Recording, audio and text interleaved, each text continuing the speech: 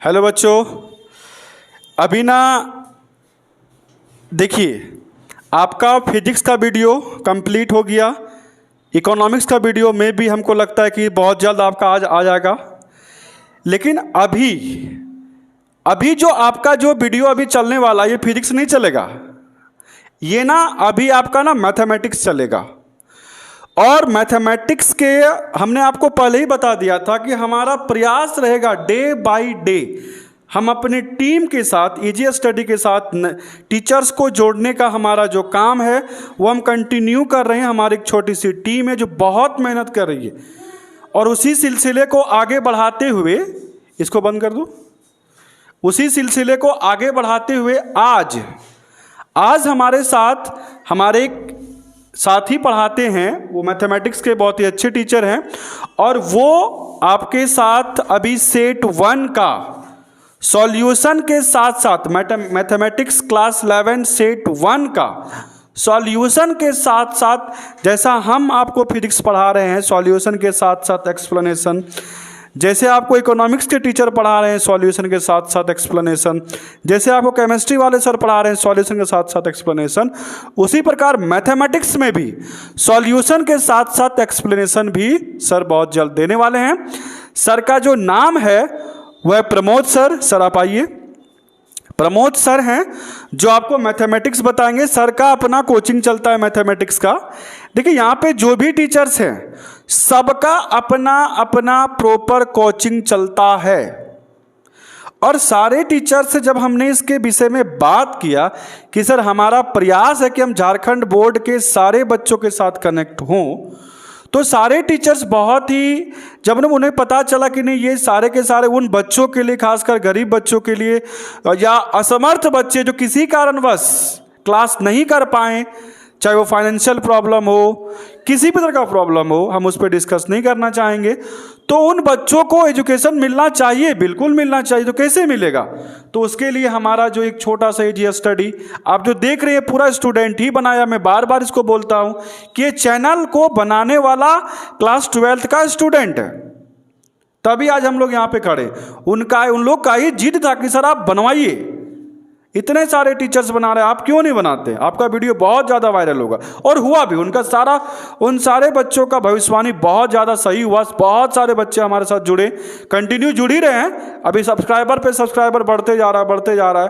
ठीक है, तो आज आपको प्रमोद सर, सबसे पहले आपका नाम हम बता चुके हैं प्रमोद सर का कि मैथमेटिक्स लेने वाले हैं। तो सेट 1 का आप एकदम कलम कॉपी लेके रेडी हो जा बच्चों। सर आपको एक एक क्वेश्चंस का एक्सप्लेनेशन विद सॉल्यूशन बताने वाले। ठीक है, ओके सर, आप अब कंटिन्यू हो जाइए। लीजिए सर।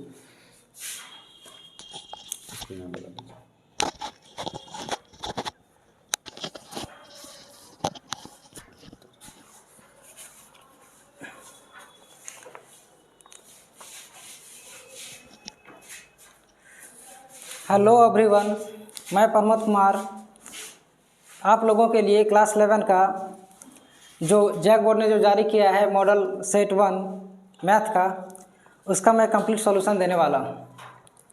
तो आइए वीडियो को शुरू करते हैं क्वेश्चन नंबर 1 से। क्वेश्चन नंबर 1 आपका है, ध्यान दीजिएगा। क्वेश्चन नंबर 1 है, which of the following set is an empty set. मतलब आपको ये बताना है, 4 ऑप्शन आपको दिए गए हैं, इसमें आपको ये बताना है कि इस चारों में से कौन सा सेट जो होगा वो एम्प्टी सेट होगा। ध्यान दीजिएगा, पहला सेट आपका है ए बराबर एक सेट दिया है x such that x belongs to N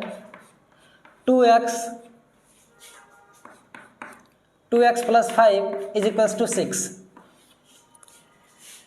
दूसरा जो आपका ऑप्शन है, ऑप्शन नंबर बी, ये आपका ऑप्शन में है b equals to x such that x belongs to n, और x का जो वैल्यू है वो 1 से लेकर ऐसे 2 तक दिया गया है। जो आपका सी ऑप्शन है वो है e equals to x such that x is an even prime number.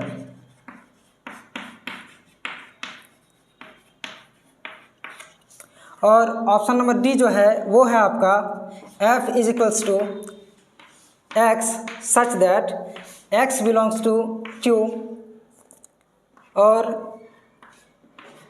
x का वैल्यू कुछ इस तरह से दिया गया है, मतलब x का वैल्यू यहाँ पर 1 से बड़ा होगा और 2 से छोटा होगा। ध्यान से देखना है कि ये चारों सेट में से कौन सा आपका एम्प्टी सेट होगा। तो ध्यान से देखिएगा कि अगर हम लोग सबसे पहले इस सेट का बात करते हैं तो देखिए, तो ये x बिलोंग्स टू आपका q है, जहाँ x का वैल्यू 1 से लेकर 2 तक है। इसका देखिए तो इसमें दिया हुआ है कि x जो है एक इवन प्राइम नंबर है, और ये सेट में देखिए इसमें दिया है कि x एक नेचुरल नंबर है, जहाँ पर x का वैल्यू 1 से बड़ा होगा और 2 से बराबर या फिर 2 से छोटा होगा। और यहाँ पर सबसे पहले ऑप्शन में देखिएगा तो x एक नेचुरल नंबर है, जहाँ पर 2x + 5 = 6 होना है। पहले ऑप्शन को देखने पर पता चलता है, आप देखिएगा कि x एक नेचुरल नंबर है और कंडीशन आपका दे के रखा है 2x + 5 = 6। क्या एक भी नेचुरल नंबर ऐसा है जिसको पुट करने पर, x के जगह पर पुट करने पर क्या ये 6 के इक्वल आएगा?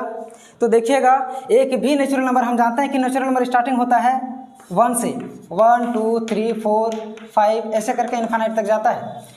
तो अगर सबसे छोटा नेचुरल नंबर का बात करें तो 1 है।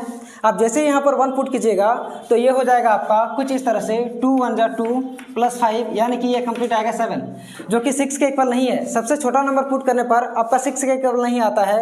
जब यहाँ पर 2 पुट किया जाएगा तो 2 2 जा 4 4 5 हो जाएगा आपका 9, तो ये आपका 9 हो जाएगा, मतलब ये 6 आने वाला कोई भी कंडीशन में नहीं है।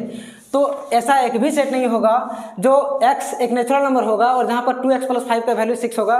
तो ये आपका पहला नंबर क्वेश्चन का आंसर जो है वो ए आपका राइट आंसर है। पहला नंबर क्वेश्चन का आपका राइट आंसर ए हो जाएगा, यानी कि a बराबर x such that x belongs to n, 2x + 5 = 6।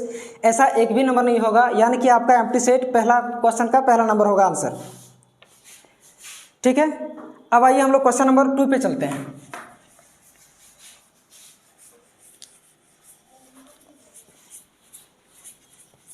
ध्यान से देखिएगा क्वेश्चन नंबर 2, इसमें लिखा हुआ है निम्नलिखित में से which of the following has only 1 subset, यानी कि यहाँ पर लिखा हुआ है हिंदी में कि निम्नलिखित में से किसका केवल एक उप समुच्चय है। आप जानते हैं कि जब भी किसी सेट का हम लोग सबसेट बनाते हैं तो वहाँ पर 5 एक अपने आप सबसेट होता है। जैसे हम बोलेंगे आपको कि 4 का सबसेट बनाइए तो यहाँ पर आपका 5 भी होगा और ये 4 भी होगा। अगर हम बोलेंगे कि ये एक सेट है a बराबर ये आपका 2 3 जिसमें 2 एलिमेंट है, हम बोलेंगे कि इसका सबसेट बनाइए तो यहाँ पर क्या होगा ना, इसका सबसेट बनेगा या तो एक बार पहले 2 बनेगा, फिर एक बार 3 बनेगा, फिर एक बार 2 3 बनेगा और एक 5 तो होगा ही होगा। यानी कि इसके 4 सबसेट होंगे।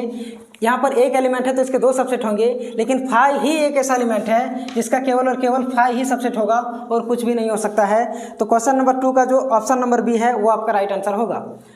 क्वेश्चन नंबर 2 का राइट आंसर बी होगा। Which of the following has only 1 subset, तो इसका आंसर 5 होगा आपका। ठीक है, अब इसके बाद हम लोग आते हैं क्वेश्चन नंबर 3 पे। क्वेश्चन नंबर 3 पे ज़रा गौर कीजिएगा। क्वेश्चन नंबर 3 है, if the set A contains 5 elements then the number of elements in the power set PA is, यदि किसी समुच्चय A में 5 सदस्य हैं तो A के शक्ति समुच्चय यानी कि PA में सदस्यों की संख्या क्या होगी। तो ये याद रखिएगा, इसका सीधा सीधी एक फार्मूला होता है 2 का पावर n, 2 का पावर n, और n क्या है ना, n यहाँ पर आपका जो भी एलिमेंट दिया हुआ है, जो भी एलिमेंट दिया हुआ है वो n उस एलिमेंट को दर्शाएगा। तो यहाँ पर देखिएगा कि अगर हम लोग 2 का पावर, यहाँ पर 5 एलिमेंट है इसके पास, तो 2 का पावर 5 लिखिएगा तो ये आपका कितना आएगा ना, 32 आएगा। 2 का पावर 5 जो है वो 32 आता है। तो आपका जो राइट आंसर होगा वो सी होगा। यानी कि इस क्वेश्चन नंबर 3 में दिया हुआ है, if the set A contains 5 elements then the number of elements in the power set PA is, तो इसका पावर सेट का जो पावर सेट में जो होगा उसमें सदस्यों की संख्या कितना होगा, तो 32 होगा। ठीक है, ये आपका फार्मूला के तौर पर इसको आप याद रख लीजिएगा। नेक्स्ट क्वेश्चन पे आते हैं हम लोग क्वेश्चन नंबर 4 पे। क्वेश्चन नंबर 4 है, क्वेश्चन नंबर 4 है आपका, इफ A इक्वल्स टू, एक सेट दिया है, A इक्वल्स टू गिवन है आपका 2 3 4 8 10, B इक्वल्स टू एक सेट आपका गिवन है 3 4 5 10 12 और C इक्वल्स टू आपका एक सेट गिवन है 4, 5, 6, 12 और 14। आपको यहाँ पर बोला गया है कि A union B intersection A union C आपको फाइंड करना है। आपको A union B intersection A union C आपको फाइंड करना है। तो सबसे पहले हम लोग क्या करेंगे, इसमें A यूनियन B निकालेंगे, फिर हम लोग A यूनियन C निकालेंगे और फिर उसका इंटरसेक्शन निकालेंगे। तो A यूनियन B निकालने के लिए क्या किया जाता है ना कि जो भी आपका कॉमन है, अगर दो सेट आपका गिवन है A और B, अगर दो सेट आपका गिवन है तो उसमें जो भी चीज़ कॉमन है वो तो आपका होगा ही होगा, जो भी चीज़ कॉमन है वो तो आपका होगा ही होगा, जो चीज़ कॉमन नहीं मैच कर रहा है वो भी आपका यूनियन में आ जाता है। इंटरसेक्शन में केवल और केवल जो आपका कॉमन होगा वही आपका लिया जाएगा।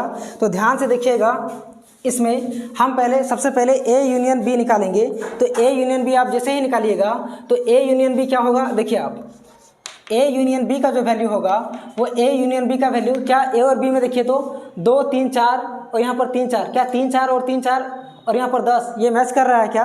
हाँ, तो इसका मतलब देखिए यहाँ पर कौन कौन मैच नहीं कर रहा है उसको सबसे पहले लिखेंगे। ये 2 हो गया, 3 और 4 आपका मैच किया तो 3, 4 लिख लिए। फिर आपका क्या हो जाएगा, ये 5 यहाँ पर नहीं है तो 5 भी आएगा। फिर ये आपका 8 आ जाएगा। फिर ये 10 दोनों जगह मैच कर रहा है तो 10 होगा और फिर 12 छूट रहा है तो 12 होगा। यानी कि ये आपका हो जाएगा A यूनियन B, ये आपका A यूनियन B हो जाएगा। सॉरी, इसको हम लोग फिर से लिखते हैं। आपका A यूनियन B जो होगा, A यूनियन B जो होगा वो आपका क्या हो जाएगा ना 2, 3, फिर 4, फिर 5, फिर 8, फिर 10 और फिर 12। ये आपका A यूनियन B सामने आया है। फिर हम लोग क्या करेंगे कि इससे हम लोग A यूनियन C निकालेंगे। फिर आप क्या करेंगे कि A यूनियन C निकालेंगे। तो आप देखिएगा कि A और C में क्या कॉमन है या फिर जो चीज़ छूट रहा है वो भी आपका A यूनियन C के अंतर्गत आ जाएगा। तो ध्यान से देखिएगा, A और C में सबसे पहला देखिए ये 2 तो आएगा ही आएगा। ये फिर देखिए 3 आएगा ही आएगा। 4 देखिए दोनों में कॉमन है तो ये 4 यहाँ पर आ जाएगा। फिर यहाँ पर देखिएगा 5, 6 है, यहाँ पर 5, 6 चूँकि नहीं है तो 5, 6 यहाँ भी आएगा। 5, 6 आपका हो गया। फिर 8 आएगा, फिर 10 आएगा, फिर 12 आएगा और फिर 14 आएगा। क्या इतने सारे एलिमेंट आ जाएंगे? ठीक है। अब देखिए, अगर हमको फाइंड क्या करना है ना, A union B intersection A union C। हम आपको पहले भी बोल चुके हैं इंटरसेक्शन में क्या होता है ना कि इंटरसेक्शन में जो भी दोनों में कॉमन है वो आपका लिया जाएगा। इंटरसेक्शन में जो भी आपका कॉमन है वो आपका लिया जाएगा। तो ध्यान से देखिएगा, अगर हम लोग A union B intersection A union C निकालें, A union B intersection A union C निकालें तो इसमें कॉमन क्या है तो 2, 3, 4। यहाँ पर आपका 5 मैच कर रहा है तो 5 मैच कर रहा है। यहाँ पर 8 मैच कर रहा है तो 8 भी मैच कर रहा है। 10 और 12 क्या मिला आपको 2, 3, 4, 5, 8, 10 और 12। क्या ये सारा का सारा एलिमेंट मिल गया आपका? 2 भी है, 3 भी है, 4 भी है, 5 भी है, 8 भी है, 10 भी है और 12 भी है। तो ये आपका A union B intersection A union C ये आपका फाइनल आंसर होगा।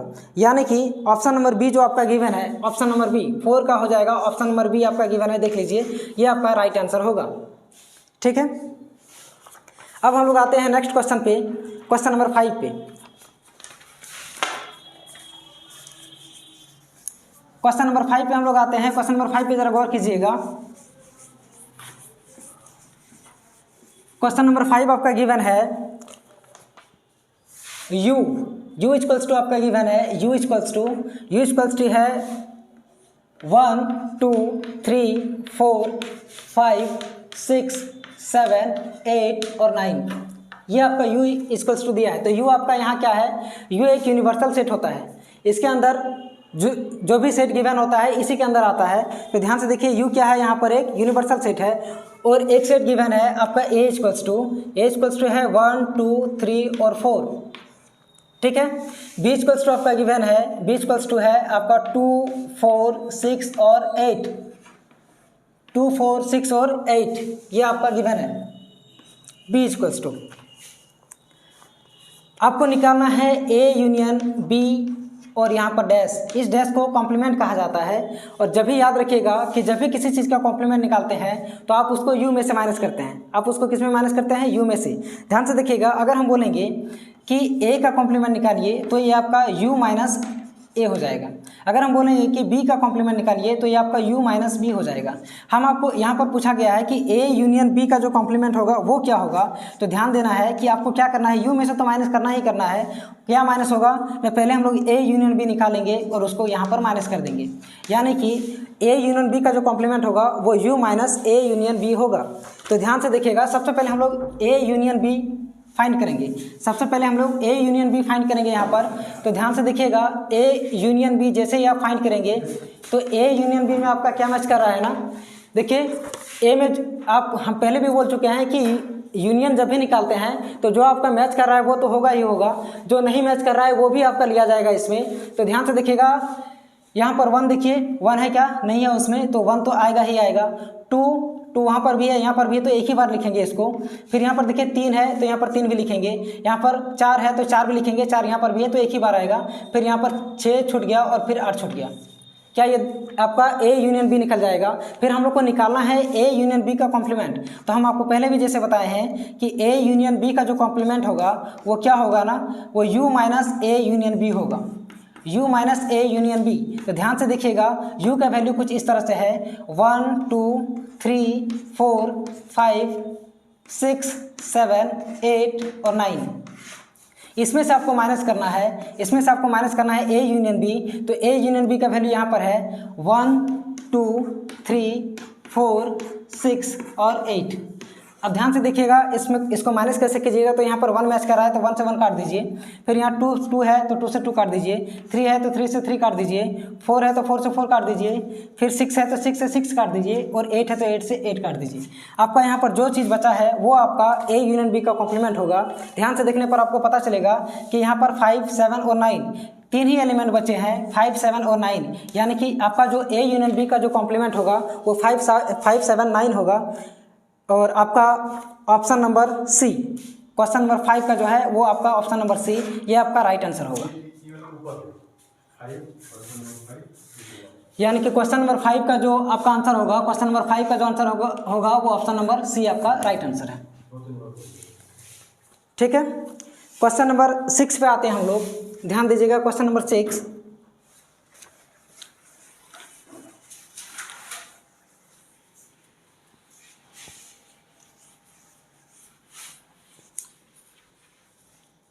क्वेश्चन नंबर 6 पे ध्यान दीजिएगा, यहाँ पर दिया हुआ है कि ए यूनियन बी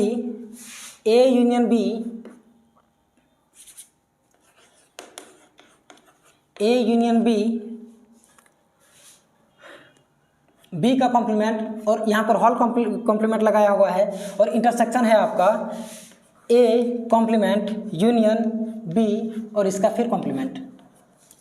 आपको इसका वैल्यू फाइंड करना है, यानी कि ये किसके बराबर है, ऐसा आपको क्वेश्चन में पूछा गया है। तो ध्यान से देखिएगा, यहाँ पर हम लोग एक लॉ पढ़ेंगे जिसका नाम है डी मॉर्गन्स लॉ। नाम क्या है आपका, डी मॉर्गन्स लॉ। ये क्या है ना, ये ध्यान दीजिएगा, डी मॉर्गन्स लॉ क्या है, कुछ नहीं है, छोटा सा एक रूल है। यहाँ पर अगर ए यूनियन बी का कॉम्प्लीमेंट अगर आप निकालते हैं तो ये डी मॉर्गन्स लॉ के अनुसार ये आपका ए कॉम्प्लीमेंट इंटरसेक्शन यूनियन बदल जाता है इंटरसेक्शन में और बी कॉम्प्लीमेंट के बराबर होगा। या फिर अगर आप ए इंटरसेक्शन बी का अगर पूरा का पूरा कॉम्प्लीमेंट निकालते हैं तो ये आपका A complement union B complement के बराबर होगा। ये आपका डी मॉर्गन्स लॉ है, ध्यान से देखिएगा। और एक चीज़ कि अगर ए कॉम्प्लीमेंट का अगर कॉम्प्लीमेंट फिर से किया जाए ना तो वो आपका ए के बराबर आता है। बी कॉम्प्लीमेंट का अगर फिर से कॉम्प्लीमेंट किया जाए ना तो ये क्या हो जाएगा, ये बी के बराबर आता है, ये ध्यान दीजिएगा। तो यहाँ पर ये आपका डी मॉर्गन्स लॉ है, ए यूनियन बी का जो कॉम्प्लीमेंट होगा वो A complement intersection B complement के बराबर होगा, यानी कि यूनियन है तो इंटरसेक्शन में बदल जाएगा और इंटरसेक्शन है तो यूनियन में बदल जाएगा। तो ध्यान दीजिएगा, ए इंटरसेक्शन बी का कॉम्प्लीमेंट अगर आप निकालिएगा तो ए का कॉम्प्लीमेंट यूनियन बी का कॉम्प्लीमेंट के बराबर होगा, और ए का कॉम्प्लीमेंट का अगर फिर से अगर कॉम्प्लीमेंट कर दिया जाए तो वो ए के बराबर आता है, और बी का कॉम्प्लीमेंट अगर फिर से कॉम्प्लीमेंट के बराबर कर दिया जाए तो वो बी के बराबर आता है। ठीक है, अगर आपको बोला जाए कि ए कॉम्प्लीमेंट अगर इसका हम लोग अगर इंटरसेक्शन करेंगे बी के साथ तो ये आपका फाई आने वाला है। ये आपका क्या आने वाला, ये सॉरी, अगर ए कॉम्प्लीमेंट का अगर इंटरसेक्शन ए के साथ किया जाए तो ये आपका फाई आने वाला है, और अगर बी कॉम्प्लीमेंट का इंटरसेक्शन अगर बी के साथ किया जाए तो ये भी आपका फाई आने वाला है। रीज़न ये है, हम आपको दिखाते हैं। जैसे हम आपको बोलेंगे ए एक सेट है, ए एक सेट है, यहाँ पर 1 2 3 हम छोटा सा एग्जांपल लेके दिखा रहे हैं आपको, और यू एक सेट है, यू एक यूनिवर्सल सेट है जिसमें 1 2 3 4 5 तक एलिमेंट्स हैं, मान लेते हैं सपोज दैट।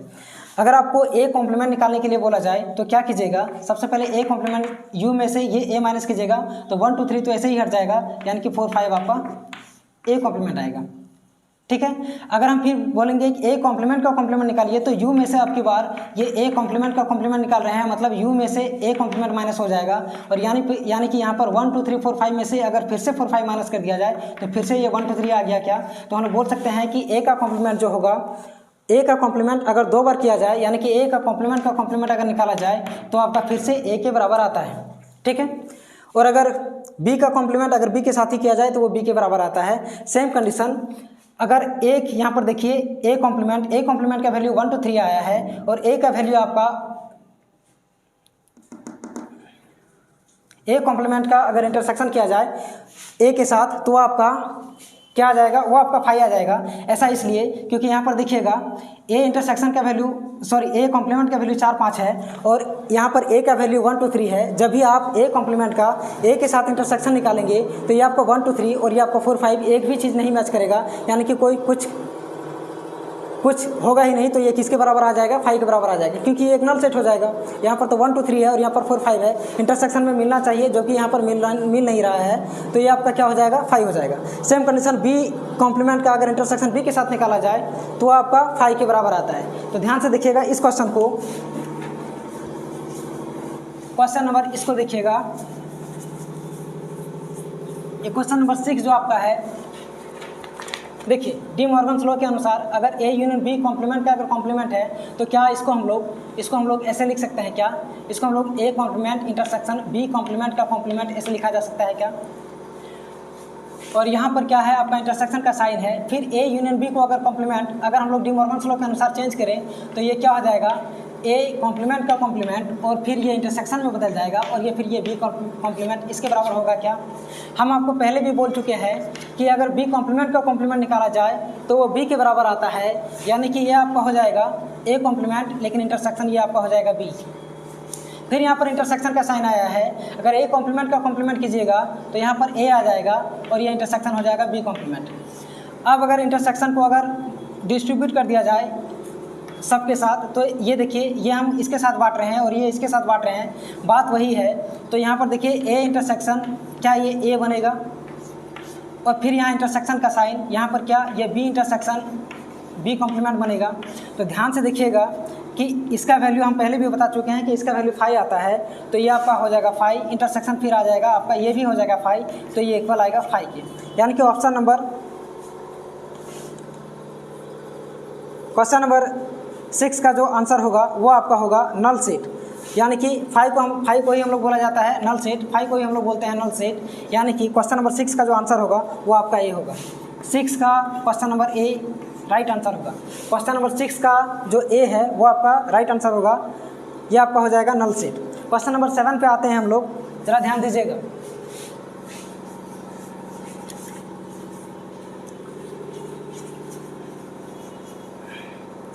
क्वेश्चन नंबर 7 पे आते हैं हम लोग। क्वेश्चन नंबर 7 आपका है, ए एक सेट दिया है, ए बराबर आपका है 1 2 3, बी बराबर एक सेट गिवन है आपका 3 और 8। आपको निकालना है A union B cross A intersection B.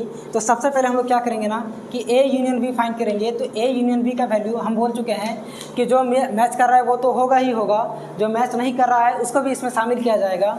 तो ये आपका 1 रहा, ये आपका 2 रहा, 3 दोनों में है तो एक ही बार लिखेंगे, और ये आपका 8, ये आपका ए यूनियन बी होगा।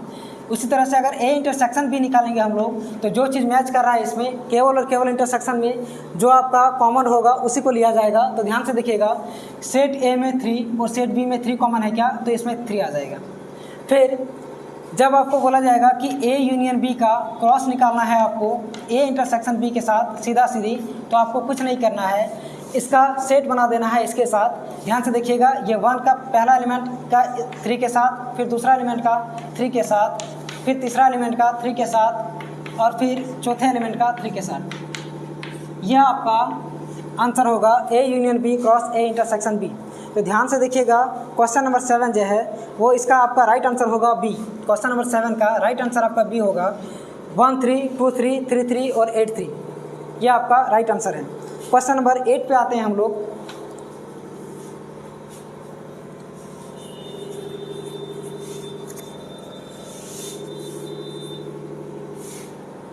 ध्यान से देखिएगा, क्वेश्चन नंबर 8 पे आते हैं हम लोग। क्वेश्चन नंबर 8 जो है ना वो है आपका दिया हुआ है एक सेट ए बराबर एक्स वाई जेड है, ए बराबर एक्स वाई जेड है, बी बराबर आपका ए बी सी डी है, बी बराबर आपका दिया है ए बी सी डी। तो आपको पूछा गया है कि which one of the following is not a relation from A to B, यानी कि यदि ए बराबर एक्स वाई जेड है, बी बराबर ए बी सी डी है, तो निम्नलिखित में से कौन सा एक ए से बी में संबंध नहीं है, यानी कि रिलेशन आपका नहीं है। तो ध्यान से देखिएगा, रिलेशन जो होता है वो आपका कुछ नहीं, रिलेशन जो होता है वो अगर दो सेट दिया है तो दोनों सेट का जो होता है वो क्रॉस का, दोनों सेट के क्रॉस का सबसेट होता है। अगर एक सेट दिया है तो आर जो होगा वो ए क्रॉस ए का सबसेट होगा। तो ध्यान से देखिएगा, यहाँ पर दो चीज़ दिया है, तो सबसे पहले हम लोग ए क्रॉस बी फाइंड करेंगे और फिर हम लोग देखेंगे कि किसमें ये एलिमेंट नहीं आ रहा है या फिर आ रहा है वो रिलेशन होगा, जिसमें नहीं आ रहा है वो रिलेशन नहीं होगा। तो ध्यान से देखिएगा, अगर हम लोग ए क्रॉस बी निकालें तो ये क्या हो जाएगा, पहले एक्स के साथ बनाइएगा तो ये एक्स ए बनेगा, फिर एक्स का बी के साथ तो ये एक्स बी बनेगा, फिर एक्स का सी के साथ तो एक्स सी बनेगा, फिर एक्स का डी के साथ तो ये फिर एक्स डी बनेगा, फिर उसी तरह से वाई का ए के साथ तो वाई ए बनेगा, फिर वाई बी, वाई सी और वाई डी। इसी प्रकार Z A, Z B, Z C और जेड डी। ठीक है, ये आपका सेट होगा। तो ध्यान से ए क्रॉस बी होगा, ये आपका ए क्रॉस बी का सेट होगा। X A X B X C X T, Y A Y B Y C Y D और Z A Z B Z C और जेड डी। ध्यान से देखिएगा, यहाँ पर ऑप्शन जो आपका ए है तो क्या ये एक रिलेशन होगा, इसमें लिखा है एक्स ए एक्स सी, तो एक्स ए भी यहाँ पर मौजूद है और एक्स सी भी मौजूद है, मतलब ये रिलेशन में होगा। ऑप्शन नंबर बी जो आपका है, बी में दिया है वाई सी और वाई डी, क्या वाई सी और वाई डी आपको दिख रहा है? हाँ, वाई सी यहाँ पर है और वाई डी यहाँ पर है, तो आपका वाई सी और वाई डी दोनों रिलेशन में आएंगे। फिर ऑप्शन नंबर सी है आपका जेड ए और जेड डी, तो क्या जेड ए और जेड डी आपको दिख रहा है? तो ये देखिए जेड ए है आपके पास और ये आपके पास जेड डी है, तो ये आपको दोनों मिल गया, यानी कि इसमें भी रिलेशन होगा। यानी कि आपका ऑप्शन नंबर जो 4 है देखिएगा, इसमें जेड बी वाई बी और ए डी दिया है, तो ध्यान से देखिएगा, जेड ए तो मिला, वाई बी भी तो मिला, वाई बी भी आपका गिवन है, लेकिन यहाँ पर ए डी, ए से डी में रिलेशन नहीं है, ए से डी में नहीं है। एक्स ए है, वाई ए है, जेड ए है, फिर वाई ए है, वाई बी है, वाई सी है, वाई डी इसी तरह से है, लेकिन ए डी आपको नहीं मिलेगा, यानी कि ए डी यहाँ पर खोजने पर आपको कहीं नहीं मिलेगा, यानी कि जो रिलेशन में नहीं होगा वो आपका 8 का ऑप्शन नंबर 4 है। यानी कि क्वेश्चन नंबर 8 का जो राइट आंसर होगा वो आपका ऑप्शन नंबर 4 होगा। ठीक है, इसके बाद आते हैं हम लोग क्वेश्चन नंबर 9 पे। क्वेश्चन नंबर 9 आपका गिवन है। क्वेश्चन नंबर 9 में आपका लिखा हुआ है कि the range of the function F x बराबर मोड एक्स का जो रेंज होगा वो क्या होगा। हम आपको पहले बता दें कि ये जो डोमेन और रेंज दो चीज़ आपका होता है, डोमेन और रेंज।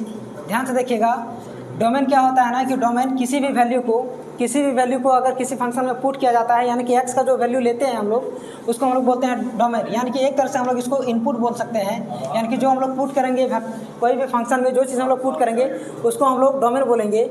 और रेंज जो भी मेरा आएगा, एफ एक्स का जो भी वैल्यू आएगा वो मेरा रेंज होगा। तो ध्यान से देखिएगा, इसको हम लोग इनपुट बोलेंगे शॉर्ट में और इसको हम लोग शॉर्ट में आउटपुट बोलेंगे। ठीक है, आपको गिवन है कि एफ एक्स बराबर मॉड एक्स का रेंज क्या होगा, यानी कि आप जानते हैं कि मॉड एक्स का जो वैल्यू होता है वो हमेशा पॉजिटिव लिया जाता है, तो मॉड एक्स का वैल्यू आपका क्या हो जाएगा, यहाँ पर ये हमेशा पॉजिटिव होना चाहिए, यानी कि वाई का वैल्यू हमेशा क्या होना चाहिए, एफ एक्स का वैल्यू हमेशा पॉजिटिव होना चाहिए, यानी कि इसका जो आंसर होगा वो 0 से इन्फानाइट तक होगा, लेकिन 0 भी इसमें शामिल होगा, इसलिए यहाँ पर क्लोज इंटरवल का इस्तेमाल करेंगे और यहाँ पर इन्फानाइट के साथ हमेशा ओपन इंटरवल आता है, तो यानी कि ऑप्शन नंबर सी आपका फाइनल आंसर होगा। क्वेश्चन नंबर 9 का जो ऑप्शन नंबर सी है वो आपका आंसर होगा। ध्यान से देखिएगा, इंटरवल्स दो तरीके होते हैं। इंटरवल्स जो है वो दो तरह का होता है। एक होता है क्लोज और एक होता है ओपन। ठीक है, क्लोज इंटरवल में क्या होगा ना कि x का जो भी वैल्यू होगा, मान लेते हैं अगर 0 से लेकर 5 तक लिखते हैं हम लोग, 0 से लेकर 5 तक, तो इसका वैल्यू अगर सिर्फ और सिर्फ अगर क्लोज इंटरवल है तो इसमें यानी कि आपका ये भी शामिल होगा और ये भी शामिल होगा, यानी कि x का वैल्यू 0 से 5 तक तो है, जिसमें 0 भी शामिल है और 5 भी शामिल है। लेकिन अगर ओपन इंटरवल का बात करें तो ओपन इंटरवल में ऐसा नहीं होता है। ओपन इंटरवल में अगर हम लोग 0 से 5 तक अगर किसी चीज़ का वैल्यू लेते हैं, मान लेते हैं x का वैल्यू लेते हैं, तो यह आपका क्या हो जाएगा ना, यह आपका 0 से 5 तक है तो है, लेकिन ये वैल्यू आपका 0 भी शामिल नहीं होगा और 5 भी शामिल नहीं होगा। तो सेम कंडीशन, आप जब भी fx बराबर mod x लेते हैं तो यहाँ पर x का वैल्यू पॉजिटिव आने वाला है, तो 0 को भी पॉजिटिव में ही रखा जाता है जनरली, इसलिए 0 को यहाँ पर रिस्ट्रिक्ट कर देंगे, यानी कि रोक देंगे, और इन्फाइनाइट तो जाएगा ही जाएगा, इसलिए इधर ओपन इंटरवल आएगा और इधर आपका क्लोज इंटरवल आएगा। आप आते हैं क्वेश्चन नंबर 10 पे। क्वेश्चन नंबर 10 है इसी तरह से, यहाँ पर रेंज पूछा था। नेक्स्ट क्वेश्चन में आपका डोमेन पूछा हुआ है, तो डोमेन वो वैल्यू होता है जिसको हम लोग पुट करते हैं। तो ध्यान से देखिएगा, fx बराबर क्या है, fx बराबर आपका गिवन है 1/√9 - x², 1/√9 - x², यानी कि x का वैल्यू हम लोग क्या क्या ले सकते हैं, यानी कि इनपुट जो होगा x के जगह हम लोग क्या क्या पुट कर सकते हैं, वही आपका क्या हो जाएगा, इस फंक्शन का डोमेन हो जाएगा। तो ध्यान से देखिएगा, x का वैल्यू हम लोग क्या पुट कर सकते हैं, तो x का वैल्यू हम लोग -3 से लेकर और 3 तक पुट कर सकते हैं। लेकिन यहाँ पर इक्वल का साइन नहीं लगाएंगे, क्योंकि जैसे ही -3 के इक्वल का साइन लगाते हैं तो -3 का स्क्वायर कीजिए या फिर 3 का स्क्वायर कीजिए, तो 3 का स्क्वायर 9 हो जाएगा, या फिर -3 का स्क्वायर 9 हो जाएगा, और 9 में से 9 अगर माइनस कर दिया जाए तो ये आपका 1/0 बन जाएगा। 1/0 बनेगा, यानी कि ये इनफाइनाइट के केस में चला जाएगा, इसलिए हम -3 से 3 के बीच तो वैल्यू लेंगे जिसमें -3 और 3 शामिल नहीं होगा, यानी कि ये आपका क्वेश्चन नंबर 9 का जो फाइनल आंसर है वो आपका क्वेश्चन नंबर 10 का जो फाइनल आंसर है, क्वेश्चन नंबर 10 का जो फाइनल आंसर है वो आपका बी होगा।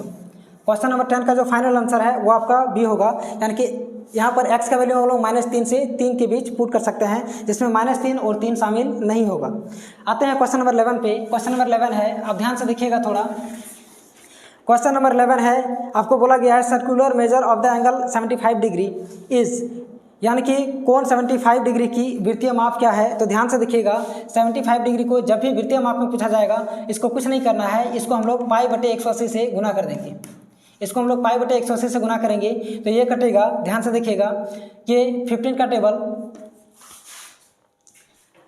टेबल 5 बार में ये कट जाएगा और 15 का टेबल 12 बार में ये कट जाएगा, यानी कि इसका जो राइट आंसर होगा वो 5π/12 होगा, यानी कि ऑप्शन नंबर बी आपका राइट आंसर है। क्वेश्चन नंबर 11 का ऑप्शन नंबर बी आपका राइट आंसर है। क्वेश्चन नंबर 12 पे आते हैं हम लोग। क्वेश्चन नंबर 12 जो आपका है, क्वेश्चन नंबर 12 गिवन है आपका कि tan थीटा बराबर -4/3, tan थीटा बराबर आपका गिवन है -4/3।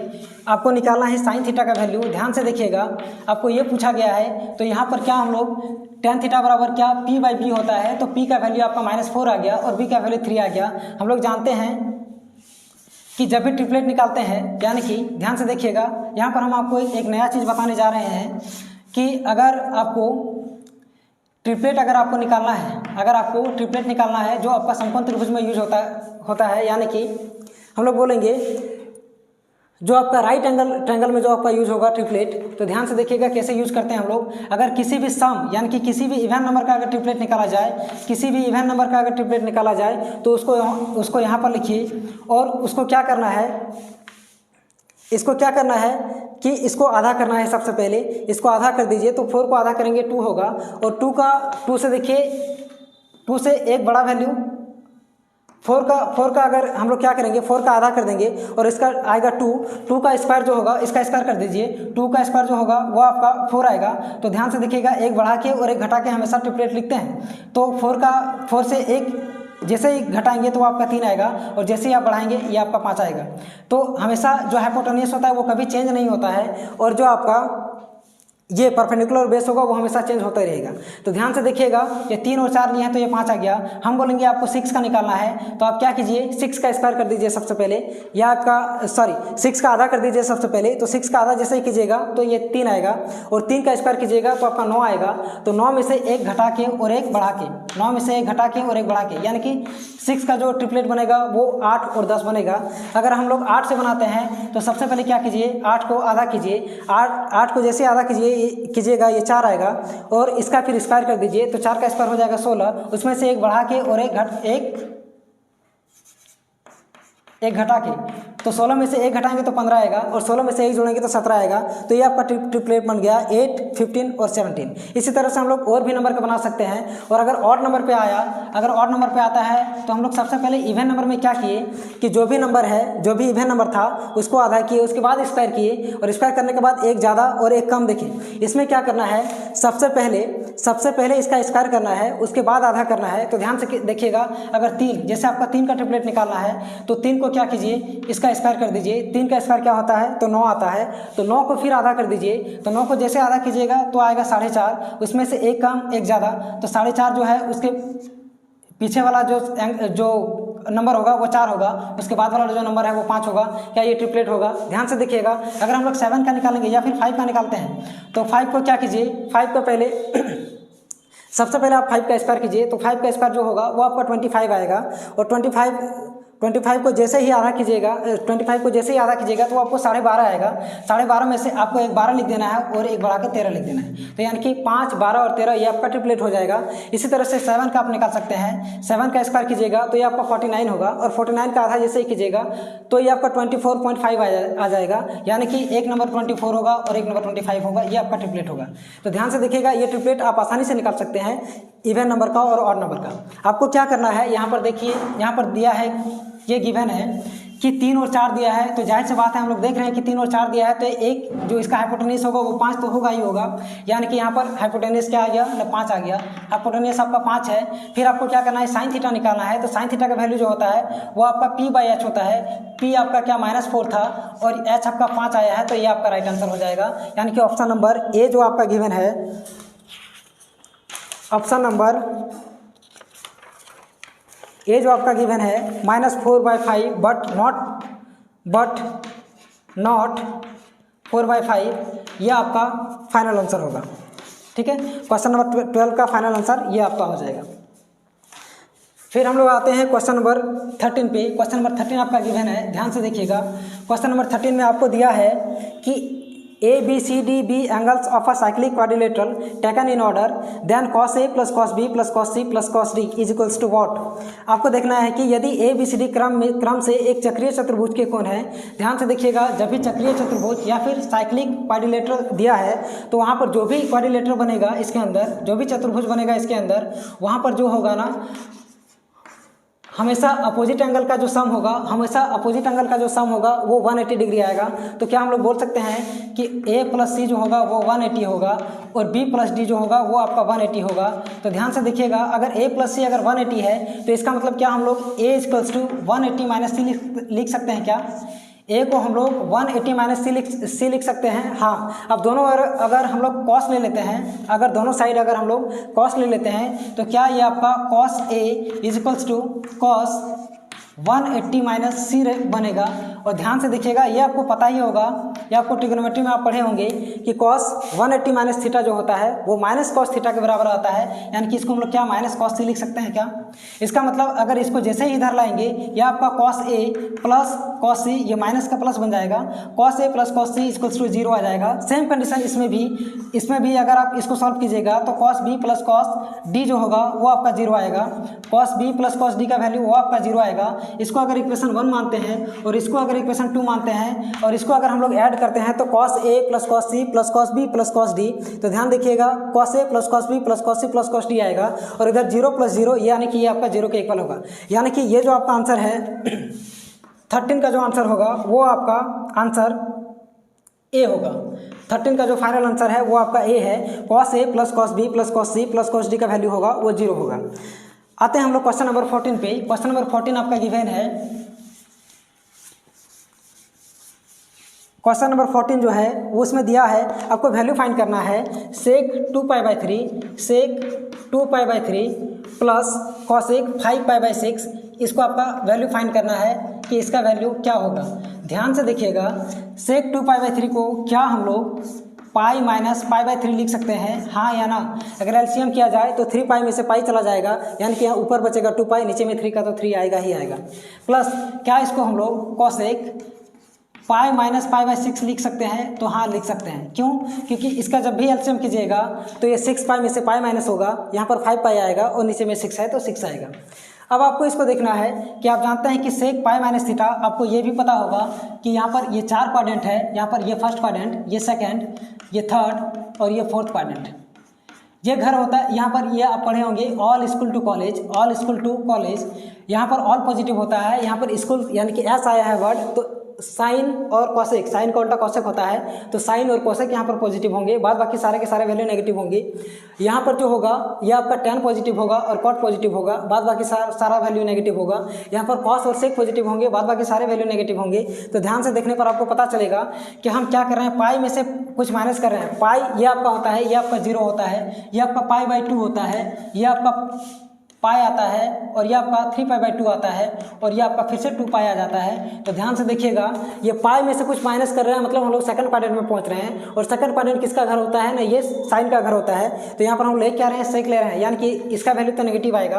और ध्यान से देखिए, पाई में से अगर हम लोग कुछ माइनस कर रहे हैं या फिर कुछ प्लस कर रहे हैं, या फिर 0 में से कुछ माइनस करेंगे या फिर कुछ प्लस करेंगे, इस एक्सिस पे, इस एक्स एक्सिस पे नो चेंज होता है, जो वैल्यू है आपका वही रहेगा। सेक है तो बदल के सेक में ही आएगा और कॉसेक है तो कॉसेक में ही रहेगा। और ये एक्सिस जो होता है आपका वाई एक्सिस, ये वैल्यू चेंज कर देता है, साइन को बदल देता है कॉस में, कॉस को बदल देता है साइन में, कॉट को बदल देता है टैन में और टैन को बदलता है कॉट में, ये एक्सिस। और फिर सेक को बदलता है कॉसेक में और कॉसेक को बदलता है सेक में। लेकिन ये एक्सिस जो आपका एक्स एक्सिस है ये नहीं बदलता है। ये इसका भी रीज़न है, हम आपको कभी भी बताएंगे जब इसका चैप्टर, हम लोग चैप्टर जब पढ़ेंगे इसमें, तो इसमें हमको डिटेल से आप ये पढ़ेंगे कि इसमें चेंज होता है, इसमें क्यों चेंज होता है, इसमें क्यों चेंज नहीं होता है। तो वो बात का बात है।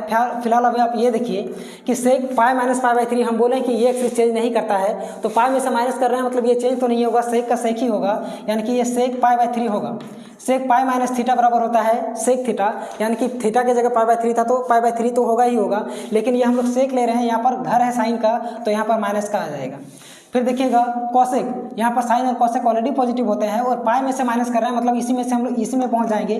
तो ध्यान से देखिएगा, ये वैल्यू प्लस का कॉसेक π/6 होगा, यहाँ पर -60 नहीं आएगा क्योंकि ये घर ऑलरेडी साइन और कॉसेक का होता है।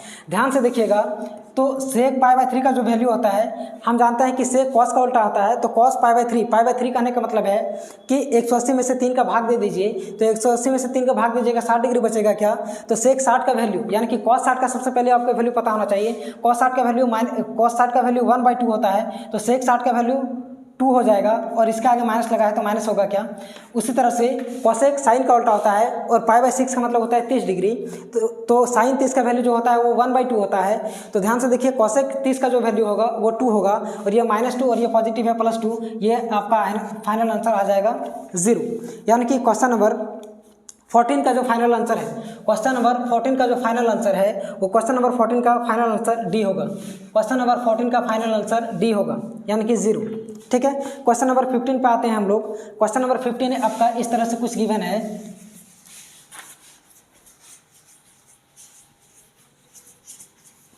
क्वेश्चन नंबर 15 आपका है cos x बराबर आपका गिवन है cos x बराबर -4/5, cos x बराबर आपका गिवन है -4/5, जहाँ पर x जो है वो बिलोंग करता है π/2 से लेकर π/2 से लेकर π तक, यानी कि हम लोग बोल सकते हैं cos का जो वैल्यू है वो π/2 से लेकर π तक है, यानी कि हम लोग बोल सकते हैं cos ये 0 होता है, ये π/2 होता है, ये π होता है और ये 3π/2 होता है और ये आपका 2π होता है।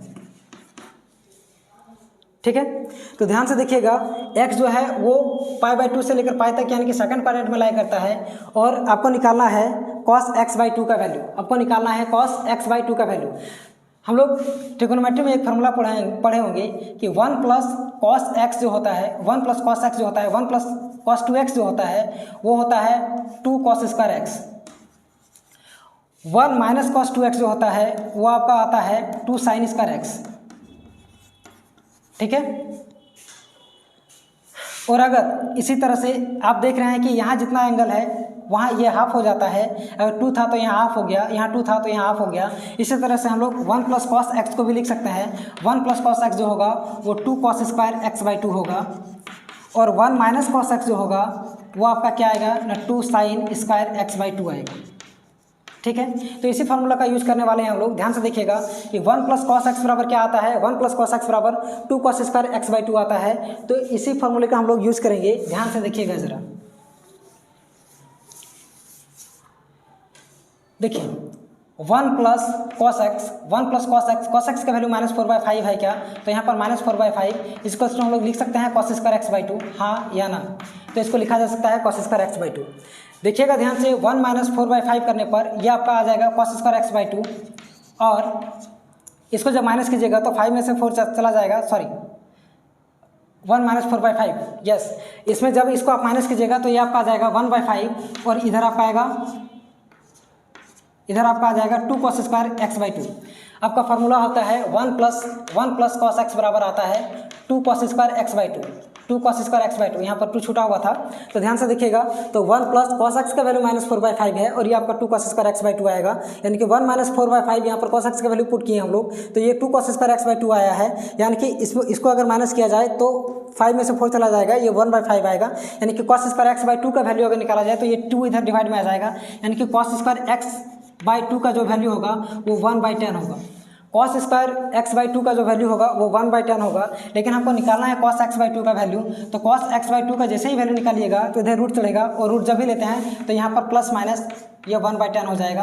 1 का तो रूट निकलेगा लेकिन 10 का नहीं निकलेगा, तो ये रूट 10 रह जाएगा। अब रहा बात इसको प्लस लिया जाए कि माइनस लिया जाए, तो ध्यान से देखिएगा x का वैल्यू पाई बाई 2 से लेकर पाई तक था, तो x बाई 2 का वैल्यू क्या फर्स्ट क्वाड्रेंट में पहुंच जाएगा। जैसे हम लोग बोल सकते हैं कि अगर पाई बाई 2 से पाई के बीच में कोई भी आप वैल्यू ले लीजिए, मान लेते हैं यहाँ पर पाई का मतलब होता है 180 डिग्री, हम 179 डिग्री का ही बात कर रहे हैं। अभी ये पाई मान लेते हैं अगर इसके बीच में है, अगर x का वैल्यू पाई बाई 2 से लेकर पाई के बीच में है, यानी कि 179 पे है, तो ध्यान से देखिएगा अगर इसका आधा कर दें, अगर इसका हम लोग आधा कर दें तो क्या ये 2 8 जा 16, और यहाँ पर 2 9 जा, यानी कि हम लोग बोल सकते हैं कि 89 पॉइंट समथिंग आएगा। तो 89 पॉइंट समथिंग आएगा, तो ये मतलब ये हम लोग ये आपका 90 है। तो ध्यान से देखिए, तो ये फर्स्ट क्वाड्रेंट में आ जाएगा, और आप जानते हैं कि फर्स्ट क्वाड्रेंट में सारा का सारा वैल्यू पॉजिटिव होता है, इसलिए cos x बाई 2 का जो वैल्यू होगा, वो ध्यान से देखिएगा वो आपका, यानी कि x बाई 2 आपका लाई करेगा फर्स्ट क्वाड्रेंट में, यानी कि इसका जो वैल्यू होगा वो आपका प्लस में आएगा, यानी कि 1/√10। और आपका ये ऑप्शन नंबर इसमें दिया है, ऑप्शन नंबर सी, यानी कि 15 का जो ऑप्शन नंबर सी है वो आपका राइट आंसर होगा। ठीक है, आते हैं क्वेश्चन नंबर 16 पे। ध्यान से देखिएगा क्वेश्चन नंबर 16।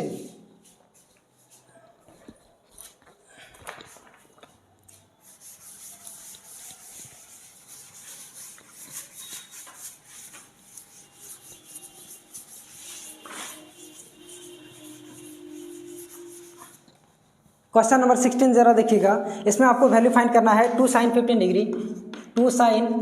डिग्री और cos 75 डिग्री। हम आपको पहले ही जैसे बता चुके हैं एक फार्मूला आपको कि 1 प्लस cos 2x बराबर 2 sin स्क्वायर x होता है क्या। 1 प्लस cos 2x, यहाँ पर एंगल जितना है वहाँ इसका आधा होता है। अगर यहाँ पर x होता तो यहाँ पर x बाई 2 आता, लेकिन 1 प्लस cos 2x का वैल्यू लिखा जाए तो ये 2 sin स्क्वायर x आएगा। और इसको ध्यान से देखिएगा कि इसको हम लोग तोड़ सकते हैं क्या, तो ये 2 sin का साइन रहने दीजिए 15, क्या इसको cos 75 को cos 90 - 15 लिखा जा सकता है, हाँ लिखा जा सकता है। तो ये आपका हो जाएगा 2 sin 15, और फिर से आपका आ जाएगा sin 15, यानी कि इसको हम लोग बोल सकते हैं कि ये 2 sin स्क्वायर 15 है, 2 sin स्क्वायर 15 है, यानी कि 2 sin स्क्वायर x का वैल्यू 1 प्लस cos 2x होता है। यानी कि इसी को हम लोग क्या 1 प्लस cos, क्या यहाँ 15 है तो यहाँ पर डबल हो गया है क्या, तो 1 प्लस यहाँ पर 2 sin स्क्वायर x है, तो यहाँ पर देखिए 1 प्लस cos 2x आएगा, सॉरी ये माइनस आएगा आपका वैल्यू, यहाँ माइनस होता है, प्लस 1 प्लस cos 2x का जो वैल्यू होता है, 1 प्लस cos 2x का जो वैल्यू होता है उसमें आता है 2 cos स्क्वायर x। ठीक है, लेकिन यह साइन है तो यहाँ पर माइनस आएगा, 1 माइनस cos 2x का जो वैल्यू होगा वो 2 sin स्क्वायर x आएगा।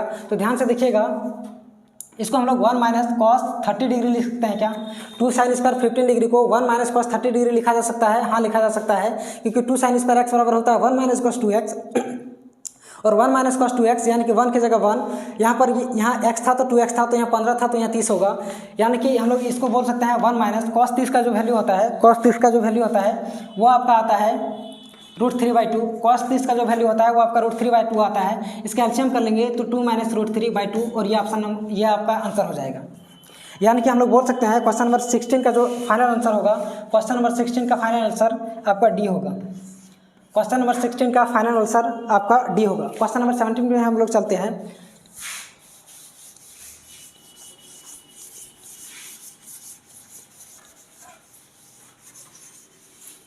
क्वेश्चन नंबर 17 आपका कुछ इस तरह से है, a plus B equals to आपका गिवन है, a plus B equals to आपका गिवन है 45 डिग्री। आपको निकालना है cot a - 1 cot b - 1, इसका वैल्यू आपको फाइंड करना है। ध्यान से देखिएगा, दोनों ओर हम लोग अगर cot ले लेते हैं तो क्या इसको ऐसे लिखा जा सकता है, cot a plus B equals to cot 45 degree, इसको लिखा जा सकता है। फिर आप देखिएगा cot a प्लस बी है तो क्या ये, ध्यान से देखिएगा, cot a प्लस बी का फार्मूला होता है cot a cot b -1 by cot a plus cot b, और इधर आपका cot 45 का वैल्यू 1 होता है तो इसको हम लोग 1 लिखेंगे। अब इसको इधर क्रॉस मल्टीप्लाई कर दीजिए तो ये आपका आएगा cot a cot b -1 equals to, इधर आपका आ जाएगा cot a plus cot b। हम क्या करते हैं, इसको इधर ले आते हैं, इस वाले चीज़ को हम लोग उधर भेज देंगे तो ये आपका हो जाएगा cot a cot b minus cot a minus cot b equal to 1। दोनों और हम लोग एक जोड़ देते हैं तो हम इस तरह से लिख सकते हैं क्या, cot a cot b minus cot a minus cot b plus 1, इधर ऐड कर दिए तो इधर भी +1 ऐड कर सकते हैं, यानी कि 1 + 1। ध्यान से देखिएगा, ये दोनों में आपका cot a कॉमन है तो cot a अगर कॉमन कर लेते हैं तो क्या ये cot b -1 बचेगा, और इस दोनों में से अगर -1 कॉमन कर लिया जाता है तो यहाँ पर भी cot b -1 बचेगा, और इधर आपका आ जाएगा 2। ध्यान से देखिएगा, इसका फैक्टर करेंगे तो ये आपका cot a -1 एक बार लिखेंगे और एक बार लिखेंगे cot b -1, और ये आपका आ जाएगा 2, यानी कि यही आपको फाइंड करना था। यानी कि क्वेश्चन नंबर 17 का जो आंसर होगा वो आपका डी होगा। क्वेश्चन नंबर 17 का जो आपका फाइनल आंसर है, क्वेश्चन नंबर 17 का फाइनल आंसर ये आपका डी होगा। ठीक है, अब हम लोग आते हैं क्वेश्चन नंबर 18 पे। ध्यान से देखिएगा क्वेश्चन नंबर 18।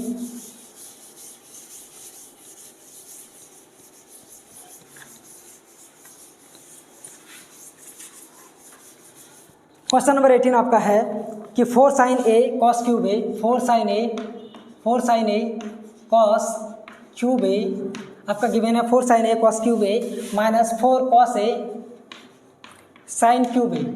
आपको इसका वैल्यू फाइंड करना है। ध्यान से देखिएगा, इसमें कुछ कॉमन दिख रहा है, हाँ दिख रहा है, तो यहाँ पर हम लोग क्या, ये 4 sin a into cos A common ले सकते हैं, हाँ ले सकते हैं। तो यहाँ पर आपका क्या बचेगा, यहाँ पर आपका बचेगा कॉस स्क्वायर ए, और यहाँ पर आपका बचेगा माइनस का साइन स्क्वायर ए। अब जैसे ही यहाँ पर देखिएगा, इसको हम लोग लिख सकते हैं, इसको हम लोग 2 इंटू 2 साइन ए इंटू कॉस ए लिखा जा सकता है, और ये जो आपका फार्मूला है ये आपका कॉस 2a का फार्मूला है। आप ध्यान से देखिएगा तो ये 2 का 2 और 2 साइन ए इंटू कॉस ए, ये साइन 2a का फार्मूला है। तो क्या इसको हम लोग 2 sign 2a into cos 2a लिख सकते हैं, तो इसको लिखा जा सकता है। अब आपको पता होगा कि साइन 2 थीटा का जो फार्मूला होता है, साइन 2 थीटा का, वो होता है 2 sine theta into cos theta. तो क्या यहाँ पर 2 sign 2a into cos 2a आया है, तो क्या यहाँ पर एंगल डबल हो जाएगा क्या, यानी कि ये फार्मूला हो जाएगा आपका साइन 4a का। हम जानते हैं कि साइन 2a का जो फार्मूला होता है, साइन 2a का जो फार्मूला होता है वो आपका होता है 2 sine a into cos A, 2 sine a into cos A. हम लोग बोल सकते हैं कि यहाँ पर जितना एंगल होता है वो यहाँ पर आधा हो जाता है, यानी कि ये 2 है तो यहाँ पर a आया है। तो क्या यहाँ पर 2a आया है, यहीं पर आया है, तो क्या ये 4a के बराबर होगा क्या। इसलिए आपका आंसर जो होगा क्वेश्चन नंबर 18 का जो फाइनल आंसर है ऑप्शन नंबर डी होगा। क्वेश्चन नंबर 18 का फाइनल आंसर आपका डी होगा, ये आपका राइट आंसर है। अब हम लोग आते हैं क्वेश्चन नंबर 19 पे। क्वेश्चन नंबर 19 है, आप ध्यान से देखिएगा,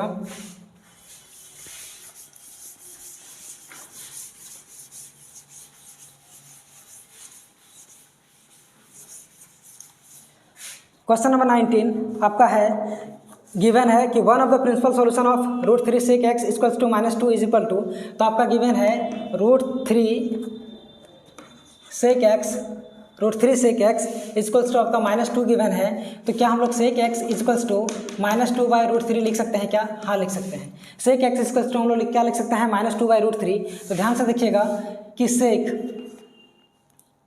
सेक एक्स इक्वल्स टू -2/3। पहले तो आप पता कीजिए कि सेक का वैल्यू 2/√3 कहाँ पर होता है। तो सेक cos 30 का वैल्यू जो आपका होता है, cos 30 का जो वैल्यू आपका है, cos 30 का वैल्यू होता है √3/2। तो क्या सेक 30 का वैल्यू आपका 2/√3 होगा क्या? हाँ होगा। तो ध्यान से देखिए ये सेक 30 ये आपका क्या है? 30 का वैल्यू है, लेकिन यहाँ पर माइनस है, यहाँ पर माइनस आया है तो इसको माइनस में ले जाना होगा। यानी कि इसको हम लोग ऐसे लिख सकते हैं क्या? सेक पाई माइनस π/3 π-π/6, क्योंकि π/6 का मतलब 30 डिग्री होता है और हम लोग जानते हैं सेक 30 का वैल्यू 2/√3 होता है। तो इसका मतलब π-π/6 करेंगे तो यहाँ पर ये आपका सेक का तो सेक ही रह जाएगा, लेकिन पहुँच जाएगा सेकंड क्वाड्रेंट में, और सेकंड क्वाड्रेंट में आपका साइन पॉजिटिव होता है जो कि सेक नेगेटिव होता है। यानी कि यहाँ पर हम लोग बोल सकते हैं कि सेक π-π/6 जो होगा वो -2/√3 के बराबर आएगा। यानी कि अगर x का वैल्यू अगर x बराबर यहाँ पर देखा जाए तो π-π/6 यानी कि 5π/6, और ये आपका राइट आंसर है। इसका जो प्रिंसिपल सॉल्यूशन होगा वो क्वेश्चन नंबर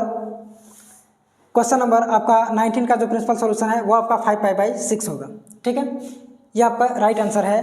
19 का जो फाइनल आंसर है वो आपका ऑप्शन नंबर सी होगा। ठीक है, अब हम लोग आते हैं क्वेश्चन नंबर 20 पे। क्वेश्चन नंबर 20 है, ध्यान से देखिएगा। क्वेश्चन नंबर 20 आपका है कि general solution of the equation cos 4x equals to cos 2x, ये आपका गिवन है। cos 4x equals to cos 2x। ठीक है, तो ये देखिए इसको अगर इधर कर दिया जाए तो क्या cos 4x minus cos 2x equals to क्या हम लोग 0 लिख सकते हैं? हाँ या ना लिखा जा सकता है इसको। अब यहाँ पर देखिएगा कि ये cos c minus cos d का एक फार्मूला होता है। cos c minus cos d का cos c minus cos d का एक फार्मूला होता है। ये आपका फार्मूला होता है -2 sin c plus d/2 into फिर से sin c माइनस d/2। ठीक है, ये आपका cos c minus cos d का फार्मूला है। तो ध्यान से देखिएगा, क्या इसको हम लोग इसी तरह से लिख सकते हैं क्या? 2 sin और यहाँ पर c प्लस d/2 यानी कि 4 + 2/2 यानी कि 4 + 2 6/2 करेंगे तो ये 3x आएगा, और यहाँ पर फिर से साइन लेंगे और क्या आएगा? sin c माइनस d/2 होता है, यानी कि 4 में से 2 माइनस करेंगे तो 2 आएगा, और 2 को 2 से डिवाइड कर दिया जाएगा तो 1 बचेगा, यानी कि इसको हम लोग sin x बराबर 0 लिख सकते हैं। ठीक है, अब आपका ये ध्यान दीजिएगा कि जब भी आपका जनरल सोल्यूशन का बात करेगा ना, जब भी आपका जनरल सोल्यूशन का बात करेगा तो आपका हर एक वो वैल्यू पर आपको देखना है कि इसका वैल्यू कहाँ पर ये आता है, कहाँ पर ये चीज़ लाई करता है। तो ध्यान से देखिएगा, इसमें आपको 0 करने के लिए या तो sin 3x का वैल्यू 0 होना चाहिए या तो sin x का वैल्यू 0 आना चाहिए। और जनरल सोल्यूशन के लिए आपका फार्मूला होता है, जब भी जनरल सोल्यूशन आपको निकालने के लिए देगा तो जनरल सोल्यूशन में आपको क्या करना है कि जैसे आपको sin थीटा बराबर आपका अगर 0 आ गया है तो वहाँ पर थीटा का वैल्यू n पाई होता है जनरल सोल्यूशन के लिए। और जहाँ पर n क्या है ना इंटीजर है, n क्या है? इंटीजर है। ठीक है, अगर cos थीटा का आपको वैल्यू निकालना है, cos थीटा बराबर अगर 0 दिया है तो उस टाइम जनरल सोल्यूशन का जो फार्मूला होगा वो थीटा बराबर 2n + 1 π/2 होगा। यहाँ पर n क्या है? इंटीजर है। अगर tan थीटा आपका गिवन है, tan थीटा इक्वल्स टू अगर 0 गिवन है तो वहाँ पर थीटा बराबर n पाई होगा फिर से, और n आपका इंटीजर है। तो ध्यान से देखिएगा कि साइन के लिए क्या होता है? n पाई होता है। तो हम लोग क्या करेंगे इसके लिए? सेम कंडीशन यही करेंगे हम लोग। इसके लिए हम लोग क्या करेंगे कि इसके लिए या तो sin 3x का वैल्यू 0 होगा या तो sin x का वैल्यू 0 होगा। तो हम लोग बोल सकते हैं कि sin 3x इक्वल्स टू यहाँ पर इसके लिए 3x इक्वल्स टू क्या आ जाएगा? n पाई आ जाएगा, और हम लोग यहाँ x बराबर भी क्या आ जाएगा? n पाई आ जाएगा। ठीक है, तो x इक्वल्स टू यहाँ पर आएगा आपका n π/3 और यहाँ पर x इक्वल्स टू n पाई, यानी कि इसका 2 वैल्यू हो सकता है। यानी कि आप बोल सकते हैं इसका ऑप्शन नंबर डी, बी एवं सी दोनों, बोथ बी एंड सी। यानी कि क्वेश्चन नंबर 20 का जो फाइनल आंसर है, क्वेश्चन नंबर 20 का जो फाइनल आंसर है वो आपका डी होगा। क्वेश्चन नंबर 20 का जो फाइनल आंसर है वो आपका डी होगा। ठीक है, क्वेश्चन नंबर 21 पे चलते हैं हम लोग। क्वेश्चन नंबर 21 ये बहुत सा आसान सा क्वेश्चन है, और यहाँ पर आपको इनइक्वालिटीज दिए हुए हैं। देखिएगा क्या है कि 4x + 3 ये लेस देन आपका है 6x + 7।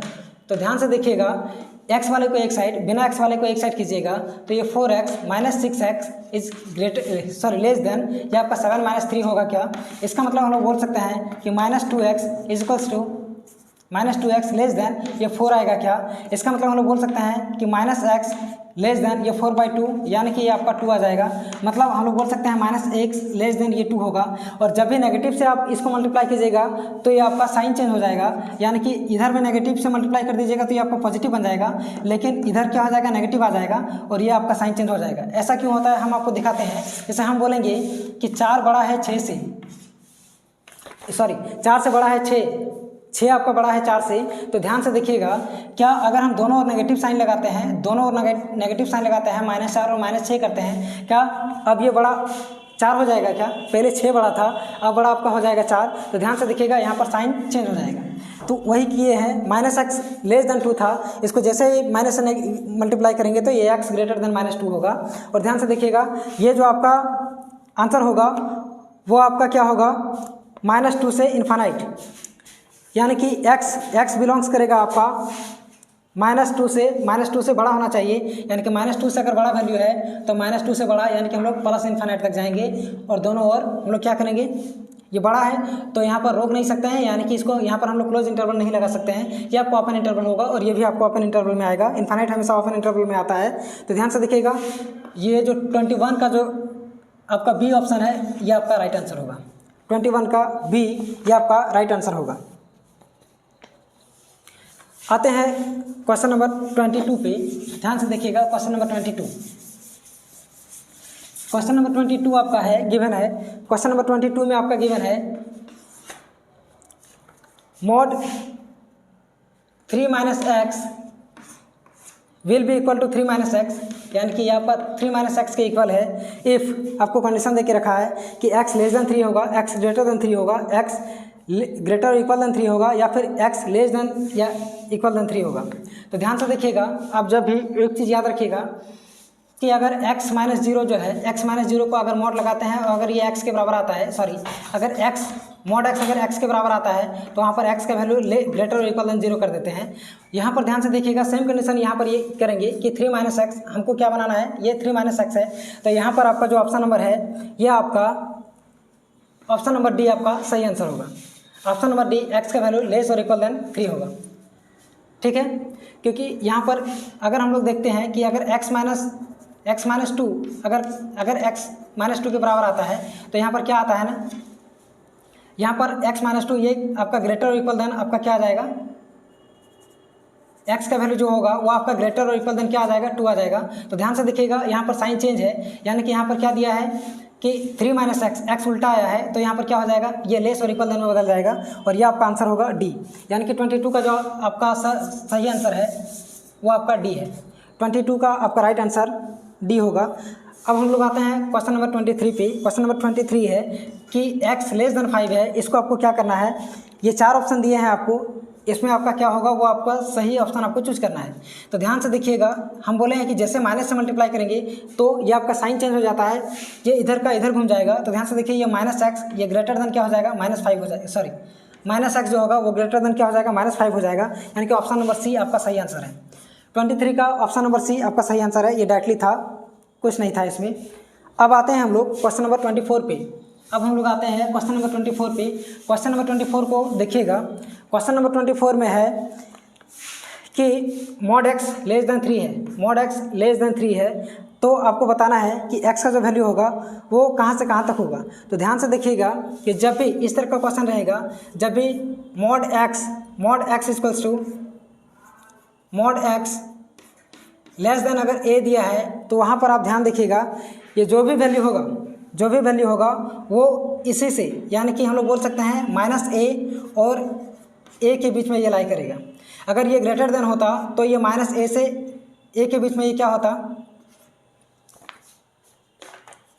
x का वैल्यू मॉड में दिया है आपका a, तो ये आपका रिजल्ट होता है। अगर यहाँ पर लेस देन और इक्वल देन होता तो यहाँ पर भी हम लोग लेस देन और इक्वल देन का साइन लगाते, लेकिन यहाँ ऐसा नहीं है। यहाँ आपका दिया हुआ है x का जो वैल्यू है वो लेस देन 3 है, तो इसका हम लोग सीधा सीधी ये -3 से 3 के बीच में होगा x का वैल्यू। तो ये आपका आंसर हो जाएगा क्वेश्चन नंबर 24 का option number B. Question number 24 का ऑप्शन नंबर बी, 24 का option number B is right answer, यह आपका राइट आंसर होगा। 24 का ऑप्शन नंबर बी आपका राइट आंसर है। 25 पे आते हैं। यहाँ से आपका स्टार्टिंग होता है कॉम्प्लेक्स नंबर, और यहाँ पर देखिएगा 25 जो है ये क्वेश्चन है आपका -5i इंटू 1/8i, आपको इसका आंसर बताना है। तो ये देखिए -5 को 1 से मल्टीप्लाई कीजिएगा -5, और ये आपका 8 का 8 रह जाएगा, लेकिन i को i से मल्टीप्लाई कीजिएगा तो i² होता है, और i² का वैल्यू -1 होता है, तो ये आपका 5/8 आ जाएगा। लेकिन आपको इसको लिखना है a + ib के फॉर्म में, तो क्या इसको हम लोग a की जगह ये और ib की जगह क्या i × 0 लिख सकते हैं?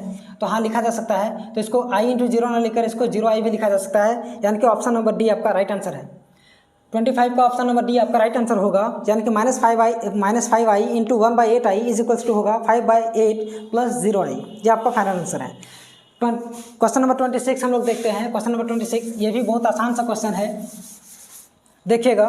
क्वेश्चन नंबर 26 जो है वो आपका है i² प्लस i का पावर 4। आप जानते हैं कि i² का वैल्यू -1 होता है, प्लस i का पावर 4 का वैल्यू 1 होता है, तो ये आपका 0, यानी ये आपका 0 फाइनल आंसर होगा। 26 का ऑप्शन नंबर सी, 26 का ऑप्शन नंबर सी इसका राइट आंसर है। 26 का option number C right answer होगा, इसका आंसर 0 आएगा। अब हम लोग चेक करते हैं क्वेश्चन नंबर 27।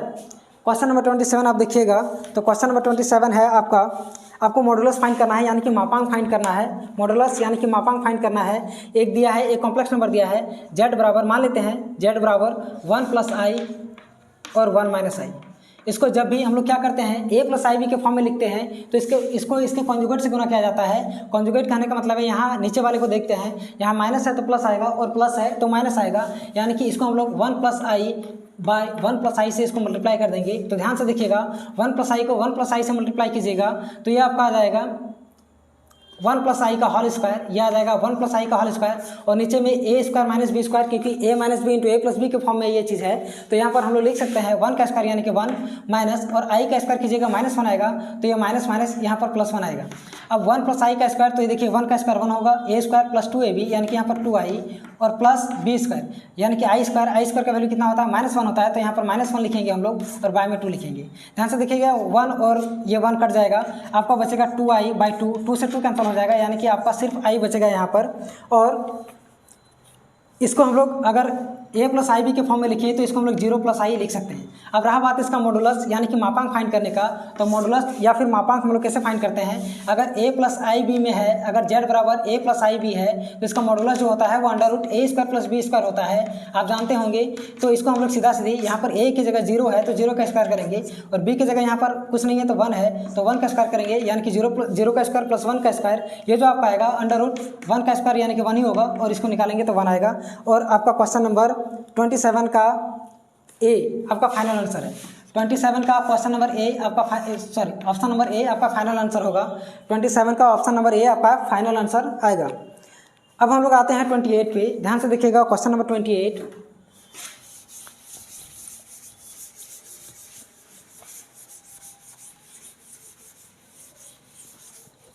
क्वेश्चन नंबर 28 को देखिएगा, यहाँ पर आपका गिवन है x + iy बराबर a + ib by a - ib।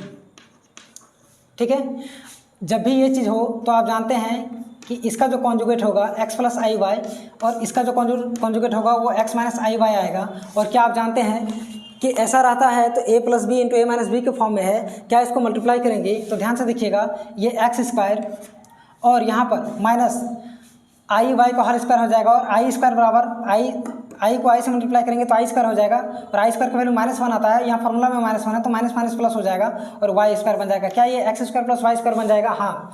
तो इसका मतलब हम लोग बोल सकते हैं कि इसका कॉन्जुगेट से गुना कर रहे हैं, यानी कि इसका कॉन्जुगेट जो होगा वो a + ib है, और y में a - ib है, तो इसका जो कॉन्जुगेट होगा वो जस्ट इसका अपोजिट हो जाएगा, यानी कि इसको हम लोग a - ib और y में a + ib लिख सकते हैं, और यह आपका कैंसिल हो जाएगा और इसका वैल्यू 1 आएगा। तो ऑप्शन नंबर आपका 1, 28 का ऑप्शन नंबर ए आपका सही आंसर है। क्वेश्चन नंबर 28 का right answer option number A होगा। अब आते हैं हम लोग क्वेश्चन नंबर 29 पे। अब हम लोग आते हैं क्वेश्चन नंबर 29 पे, इसको ज़रा ध्यान से देखिएगा। क्वेश्चन नंबर 29 है आपका मान लेते हैं कि एक कॉम्प्लेक्स नंबर दिया है z बराबर 2 - 3i, ये आपका दिया हुआ है। आपको यहाँ पर मल्टीप्लिकेटिव इन्वर्स फाइंड करना है। आपको यहाँ पर मल्टीप्लिकेटिव इन्वर्स फाइंड करना है। तो मल्टीप्लिकेटिव इन्वर्स हम लोग उस चीज़ को बोलते हैं जिससे उस चीज़ को गुना करने पर 1 आ जाए। तो क्या z को किससे गुना करेंगे कि ये 1 आ जाएगा, तो z को क्या हम लोग 1/z से गुना करेंगे क्या। तो इसी तरह से हम लोग यहाँ पर क्या निकालेंगे, सबसे पहले 1/z निकालेंगे, यही आपका मल्टीप्लिकेटिव इन्वर्स होगा। जैसे 15 का मल्टीप्लिकेटिव इन्वर्स का अगर बात किया जाए तो 1/15 होगा, क्योंकि 15 से 15 कैंसिल होगा और वहाँ पर 1 आएगा। तो ध्यान से देखिएगा z बराबर 2 - 3i है, तो क्या हम लोग 1/z निकालेंगे तो ये 1/2 - 3i होगा क्या। और इसका अगर कॉन्जुगेट से गुना कर दिया जाए तो ये हम लोग 2 + 3i/2 + 3i लिखा जा सकता है। हाँ, लिखा जा सकता है। ध्यान से देखिएगा, इसको जब ऊपर लिखिएगा तो ये 2 + 3i और नीचे a - b × a + b है, तो ये आपका हो जाएगा a² यानी कि 2 का स्क्वायर 4 हो जाएगा, और -b², तो यहाँ पर माइनस देंगे, लेकिन i है इसके साथ तो i² कीजिएगा तो i² का वैल्यू फिर से -1, तो माइनस प्लस हो जाएगा, और 3 का स्क्वायर जो आपका आएगा, आपका 3 का स्क्वायर जो होगा वो आपका 9 होगा। और यहाँ पर देखिए यह आपका आ जाएगा 2 + 3i/13, यानी कि इसको हम लोग अलग अलग भी लिख सकते हैं, 2/13 + 3/13 और यहाँ पर आई, यानी कि ऑप्शन नंबर ए जो होगा वो आपका फाइनल आंसर होगा। 29 का option number A right answer होगा। ठीक है, अब हम लोग आते हैं क्वेश्चन नंबर 30 पे। क्वेश्चन नंबर 30 जरा ध्यान से देखिएगा। क्वेश्चन नंबर 30 आपका है कि x² + x + 1 = 0, x² + x + 1 = 0 के हल हैं। ध्यान से देखिएगा, x² + x + 1 = 0 आपका गिवन है। इसका हल आप जानते हैं, क्वाड्रेटिक फार्मूला पढ़े हैं क्लास 10 में भी। क्वाड्रेटिक फार्मूला क्या था, x निकालने का जो फार्मूला होता है वो -b ± (b² - 4ac/2a होता है क्या। ये हम लोग क्लास 10 से पढ़ते आ रहे हैं। तो ध्यान से देखिए, यहाँ पर a की जगह पर 1 है, b की जगह पर भी 1 है और c की जगह पर भी 1 है क्या। तो हम लोग x बराबर क्या लिखेंगे, -1 ± (b² यानी कि 1 का स्क्वायर 1 ही होगा, -4a की जगह भी 1 और c की जगह भी 1, तो 4 × 1 × 1 लिखेंगे, और बाय में आपका आ जाएगा 2 × 1, क्योंकि a की जगह भी 1 है, b की जगह भी 1 है और c की जगह भी 1 है। तो ध्यान से देखिएगा, ये -1 प्लस माइनस, और यहाँ पर आपका आ जाएगा 1 में से 4 चला जाएगा, तो ये आपका क्या -3 बचेगा, -3 बचेगा। और इस माइनस को हटाकर हम लोग यहाँ पर i भी डाल सकते हैं, i² डाल सकते हैं। -3 को हटाकर हम लोग i² डाल सकते हैं, क्योंकि i² का वैल्यू -1 होता है। तो यहाँ पर -3 आता, उससे अच्छा हम लोग इसको हम लोग 3i² लिखेंगे और बाय में 2 लिखेंगे। अब ध्यान से देखिएगा, ये -1 प्लस माइनस, और ये i² को तो रूट निकलेगा, तो ये i बाहर निकल जाएगा, और यहाँ पर ये √3 और यहाँ पर i बाहर निकल जाएगा, और ये आपका 2, यानी कि आंसर नंबर आपका सी, ऑप्शन नंबर आपका सी। क्वेश्चन नंबर 30 का ऑप्शन नंबर सी आपका राइट आंसर होगा। क्वेश्चन नंबर 30 का आपका ऑप्शन नंबर सी आपका राइट आंसर होगा। ठीक है, क्वेश्चन नंबर 31 पे आते हैं हम लोग।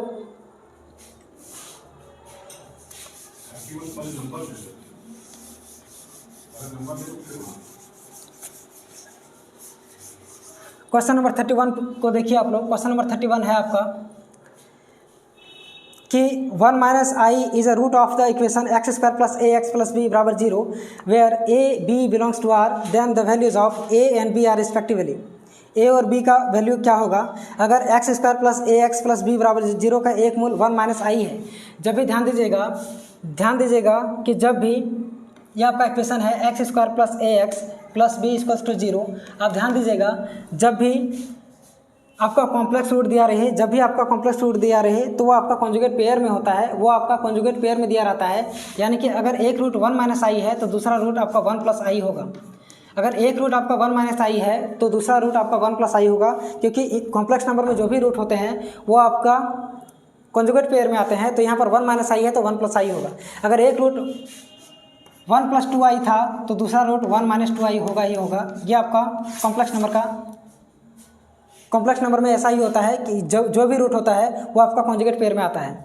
तो ध्यान से देखिएगा, यहाँ पर एक रूट आपका गिवन है 1 - i, एक रूट आपका गिवन है 1 - i, तो दूसरा रूट आपका 1 + i होगा, हाँ या ना। तो अब हम लोग अगर इसका वैल्यू निकालेंगे, ये आपका एक रूट आ गया 1 - i और दूसरा रूट आ गया 1 + i। ठीक है, तो इसको हम लोग क्या करेंगे, यहाँ पर माइनस लगाकर इसको हम लोग इंटू कर देंगे x के साथ, क्योंकि ये आपका अगर 1 - i और 1 + i अगर आपका रूट है तो इसको हम लोग जब भी फैक्टर के फॉर्म में लिखेंगे तो x में से ये दोनों चीज़ माइनस हो जाएगा। हम जानते हैं, जैसे मान लेते हैं अगर किसी भी इक्वेशन का, जैसे मान लेते हैं x² + 5x + 6 इक्वल्स टू 0, ये आपका क्वेश्चन है। तो ध्यान से देखिएगा, इसको ब्रेक कीजिएगा तो इसको 2x + 3x + 6 लिख सकते हैं बराबर 0, यानी कि यहाँ पर आपका क्या आएगा, x अगर कॉमन कीजिएगा तो x + 2 और यहाँ पर अगर 3 कॉमन कीजिएगा तो फिर भी x + 2, यानी कि इसका जो आंसर होगा इसका फैक्टर में आ जाएगा x + 2 और x + 3। अगर इसका वैल्यू निकाला जाए तो माइनस में चला जाएगा, x बराबर -2 और -3। तो ध्यान से देखिएगा कि यहाँ पर जो माइनस आया है वो यहाँ पर प्लस चिन्ह में बदल गया है। तो यहाँ पर दोनों देखिएगा, ये 1 - i और 1 + i था, तो इसके जस्ट पहले क्या लगेगा, माइनस का साइन लगेगा। ये आपको ध्यान में रखना है। तो ध्यान से देखिएगा कि यहाँ पर जो वैल्यू आएगा वो आपका, ये आपको इक्वेशन बनाएगा। ध्यान से देखिएगा, तो ये x - 1 - i और x - 1 + i है। तो क्या इसको हम लोग ऐसे लिख सकते हैं क्या, x - 1 और यहाँ पर plus i, minus minus plus हो जाएगा, और इसको हम लोग ऐसे लिख सकते हैं x - 1 और -i, ऐसे इसको लिखा जा सकता है। अब देखिएगा ध्यान से कि ये x - 1 दोनों जगह एक ही चीज़ है। तो यहाँ पर ये a और यहाँ पर प्लस i और यहाँ पर -i, तो क्या ये a + b × a - b के फॉर्म में आया है? तो हाँ, तो आया है। इसको हम लोग क्या लिखेंगे, x - 1 का होल स्क्वायर, यानी कि a² - b² होगा क्या, तो यहाँ पर a² - b की जगह पर आपका i है तो i का स्क्वायर। ध्यान से देखिएगा, ये x - 1 का स्क्वायर है, इसको हम लोग क्या x² - 2x और +1 लिख सकते हैं, और ये माइनस i² का वैल्यू -1 होता है तो माइनस माइनस प्लस हो जाएगा, यानी कि ये आपका क्या हो जाएगा, x² - 2x + 2।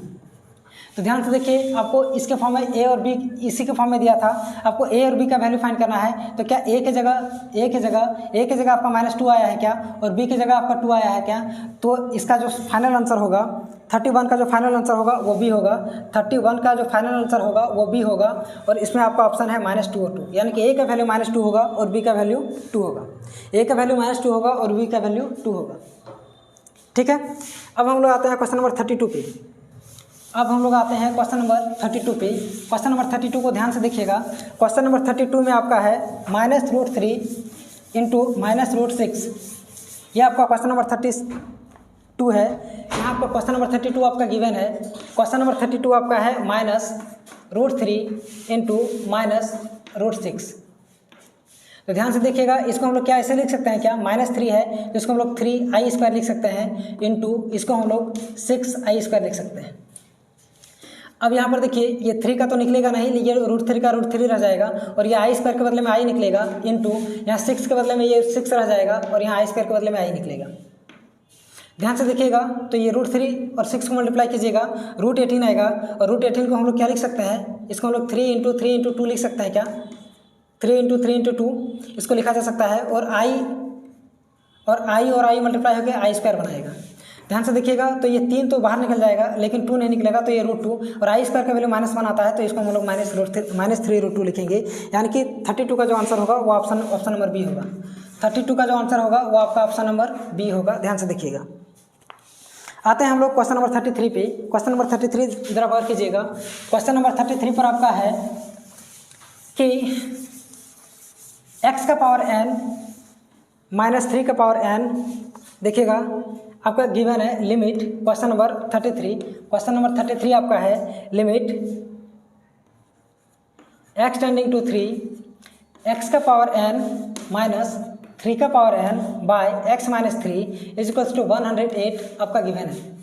आपको क्या करना है, n का वैल्यू फाइंड करना है। तो ध्यान से देखिएगा, हम क्या करेंगे इसमें, सबसे पहले एक होता है एल हॉस्पिटल रूल। इसमें क्या करना है कि आप तब तक लिमिट पुट नहीं कर सकते हैं जब तक x यहाँ पर आपको x का वैल्यू तब तक आप पुट नहीं कर सकते हैं जब तक ये आपको नीचे 0 बना रहा है, क्योंकि 0 बनाने पर नीचे आपका ये इन्फाइनाइट का कैटेगरी में चला जाएगा। तो ध्यान से देखिएगा, आपको यहाँ पर आप डायरेक्टली 3 पुट नहीं कर सकते हैं। तो सबसे पहले आप एल हॉस्पिटल रूल लगाकर ऊपर का अलग से डिफ्रेंसिएशन और नीचे का अलग से डिफ्रेंसिएशन करेंगे। तो ध्यान से देखिए, इसको हम लोग ऐसे लिख सकते हैं क्या, लिमिट x टेंडिंग टू 3, और यह आपका जैसे ही ऊपर में अगर डिफ्रेंसिएशन कीजिएगा तो ये x का पावर n का n इंटू x का पावर n -1 हो जाएगा, और ये पूरा का पूरा कांस्टेंट टर्म है, तो ये आपका हो जाएगा 0। बाय में x का आपका 1 हो जाएगा, और ये 3 का हो जाएगा आपका, ये कांस्टेंट टर्म है, तो ये आपका हो जाएगा 0। ध्यान से देखिएगा, ये बराबर में 108 दिया है। अब यहाँ पर आप लिमिट पुट कर सकते हैं क्योंकि ये आपका नीचे जीरो नहीं बना रहा है। तो ध्यान से देखिएगा, जैसे आप लिमिट पुट कीजिएगा तो ये आपका क्या आ जाएगा ना कि n की जगह तो पता नहीं, तो n की जगह तो n ही छोड़ेंगे क्योंकि n का वैल्यू फाइंड करना है, और x की जगह 3 पुट करेंगे तो ये आपका 3 का पावर n माइनस 1 और बराबर में 108 दे दिया है। ध्यान से देखिएगा, अब क्या करना है, अब आपको n का वैल्यू फाइंड करना है। तो 108 को आप इसको तोड़ दीजिए, तो 108 को जैसे ही तोड़िएगा, क्या ये 54 और यहाँ पर 27, यहाँ पर 3 और यहाँ पर फिर से 3 आएगा क्या, ये आएगा क्या? हाँ, तो इसका मतलब हम लोग और एक चीज़ यहाँ पर लिख सकते हैं कि n, यहाँ पर ध्यान दीजिएगा, ये 3 का पावर n है और ये -1 रहता है, मतलब ये बाय में 3 चला जाता है और ये 108 है। क्या यही होगा क्या? और यहाँ पर देख रहे हैं कि ये यहाँ पर 108 को अगर तोड़ेंगे तो 3 का पावर 3 आ रहा है और 2 का पावर 2 आ रहा है। तो ध्यान से देखिएगा इसको। अब हम लोग क्या करेंगे, इस चीज़ को अगर उधर मल्टीप्लाई करते हैं तो n इंटू 3 का power n equals to 100 into 3 हो जाएगा। और हम लोग पहले भी देख चुके हैं कि 103 को हम लोग 3 का पावर 3 इंटू 2 का पावर 2 लिख सकते हैं, और इंटू पर यहाँ पर एक 3 एक्स्ट्रा आया है। तो क्या इसको हम लोग फिर से n इंटू 3 का power n equals to n into 3 का पावर n इजिकल्स टू क्या हम लोग 3 का पावर 4 और इंटू में हम लोग क्या 4 लिख सकते हैं क्या, 2 का स्क्वायर 4 होगा। ध्यान से देखिए, ये n मैच कर रहा होगा, यहाँ पर n की जगह 4 आया है, यहाँ पर भी n की जगह 4 आया है, 3 का 3 छूट गया, यानी कि हम लोग बोल सकते हैं क्या कि n की जगह पर 4 होगा। तो n की जगह पर आपका क्या आएगा, 4 आएगा, यानी कि ऑप्शन नंबर डी आपका सही आंसर है। 33 का जो ऑप्शन नंबर डी है वो आपका सही आंसर है। 33 का क्वेश्चन का ऑप्शन नंबर डी आपका राइट आंसर होगा। और अब हम लोग आते हैं क्वेश्चन नंबर 34 पे।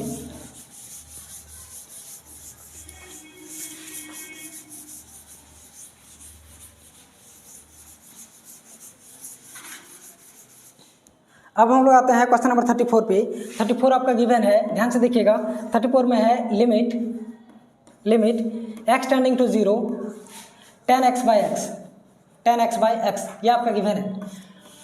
इसका वैल्यू आपको फाइंड करना है, ये आपका डायरेक्ट फार्मूला होता है। ये ध्यान दीजिएगा, limit sine x by x, अगर यहाँ लिमिट x टेंडिंग टू 0 है तो इसका भी वैल्यू 1 होता है, और limit x tending to 0 10x by x है तो इसका भी वैल्यू 1 होता है। ये आपका फार्मूला के बेसिस पर आप इसको याद रखिएगा। कैसे आया, क्यों आया, जब आपको पढ़ाया जाएगा लिमिट चैप्टर तो वहाँ पर आपको डिटेल्स बताया जाएगा कि यहाँ पर ऐसा क्यों होता है। फिलहाल अभी आप फार्मूले के तौर पर इसको याद रखिए। आपका है क्वेश्चन नंबर 35। क्वेश्चन नंबर 35 आपका है, गिवन है कि limit x tending to 0 x sine 1 by x, यह आपका क्वेश्चन नंबर 35 है। क्वेश्चन नंबर 35 आपका यही गिवन है। क्वेश्चन नंबर 35 है आपका limit x tending to 0 x sine 1 by x. ध्यान से देखिएगा इसको क्या हम लोग ऐसे लिख सकते हैं क्या, यहाँ पर लिखने या ना लिखने से मतलब नहीं है, या ध्यान से देखिएगा, इसको आप ऐसे भी लिख सकते हैं, लिमिट x टेंडिंग टू 0 और x को क्या हम लोग साइन 1 बाई एक्स ये है ही, और क्या इस x को 1 बाई एक्स लिखा जा सकता है? हाँ, लिखा जा सकता है, क्योंकि जब इसको पलटेंगे तो ये ऊपर जाके x ही बनेगा। क्या ये ऐसा हो सकता है क्या? अब एक बात बताइए, अगर लिमिट x टेंडिंग टू 0 है तो फार्मूला क्या होता है कि लिमिट x टेंडिंग टू 0 ये साइन x बाई एक्स जो होगा उसका वैल्यू 1 आएगा। लेकिन यहाँ अगर x है तो यहाँ भी x टेंडिंग टू 0 आना चाहिए, लेकिन यहाँ देखिए यहाँ पर 1 बाई एक्स है। क्या आप बताइए हमको कि अगर x टेंडिंग टू 0 है, अगर x 0 की ओर जा रहा है तो क्या 1 बाई एक्स इन्फाइनाइट की ओर जाएगा क्या? हाँ, इसका वैल्यू इन्फाइनाइट की ओर जाएगा। तो इसका मतलब हम लोग बोल सकते हैं कि इसका जो वैल्यू होगा, और साइन का जो वैल्यू होता है, साइन आप कुछ भी पुट कर दीजिए, ये -1 से 1 तक इसका वैल्यू रहता है। साइन के एंगल के साथ आप कुछ भी पुट कीजिए तो इसका जो वैल्यू होगा वो -1 से 1 के बीच में आएगा। तो इसका मतलब यहाँ पर अगर हम लोग x की जगह 0 पुट करते हैं तो क्या ये आपका साइन इन्फाइनाइट बनेगा? क्या ये आपका साइन इन्फाइनाइट बनेगा? हाँ, ये आपका साइन इन्फाइनाइट बनेगा, यानी कि ये आपका बन जाएगा साइन इन्फाइनाइट, यानी कि इन्फाइनाइट की ओर जाएगा, पूरी तरह से ये इन्फाइनाइट नहीं है। और यहाँ पर 1 बाई 0 का मतलब है 1 बाई 0, ये 0 ऊपर चला जाएगा पलट के, तो यहाँ पर 0 आ जाएगा मल्टीप्लाई में। और ध्यान से देखिएगा, ये 1 साइन इन्फाइनाइट का मतलब यहाँ पर कोई भी इन्फाइनाइट नंबर आएगा, कोई भी फाइनाइट नंबर आएगा, क्योंकि यहाँ पर जो वैल्यू है वो हमेशा साइन का जो वैल्यू होता है वो -1 से 1 के बीच ही रहता है। तो यहाँ पर तो फाइनाइट वैल्यू ही आना है, यानी कि यहाँ पर फाइनाइट, और ये जो 0 नीचे था ये ऊपर जाके जब मल्टीप्लाई होगा तो ये आपको 0 बना देगा, यानी कि इसका आंसर क्या हो जाएगा? 0 हो जाएगा। ये अलग बात है कि इसका formula limit x tending to 0 sine x by x ये आपका 1 होता है, लेकिन यहाँ ऐसा नहीं था, यहाँ पर 1/x आया था और 1/x आया है। इसका मतलब अगर x 0 की ओर जा रहा है तो 1/x इन्फाइनाइट की ओर जाएगा, और जब भी जैसे ही यहाँ पर पुट करेंगे यहाँ 0 नहीं बनना चाहिए, यहाँ इन्फाइनाइट बन रहा है चलेगा, क्योंकि इसको ऊपर ले जाएंगे तो ये 0 होगा, लेकिन नीचे 0 बनने पर ये पूरा का पूरा इन्फाइनाइट हो जाएगा। लेकिन यहाँ पर ऐसा नहीं है, यहाँ पर आपका इन्फाइनाइट बन रहा है तो इसको ऊपर ले जाएंगे तो ये 0 हो जाएगा। और ध्यान से देखिएगा, ये जैसे ही 0 बनेगा ये पूरे टर्म को क्या बना देगा, 0 बना देगा, क्योंकि यहाँ पर साइन 1/x का जो वैल्यू है वो फाइनाइट ही आएगा, -1 से 1 के बीच ही आना है। चाहे आप यहाँ पर 1 लाख 1 करोड़ कुछ भी रख दीजिए, वो आपका -1 से 1 का ही वैल्यू देगा, उसके बीच का ही वैल्यू देगा।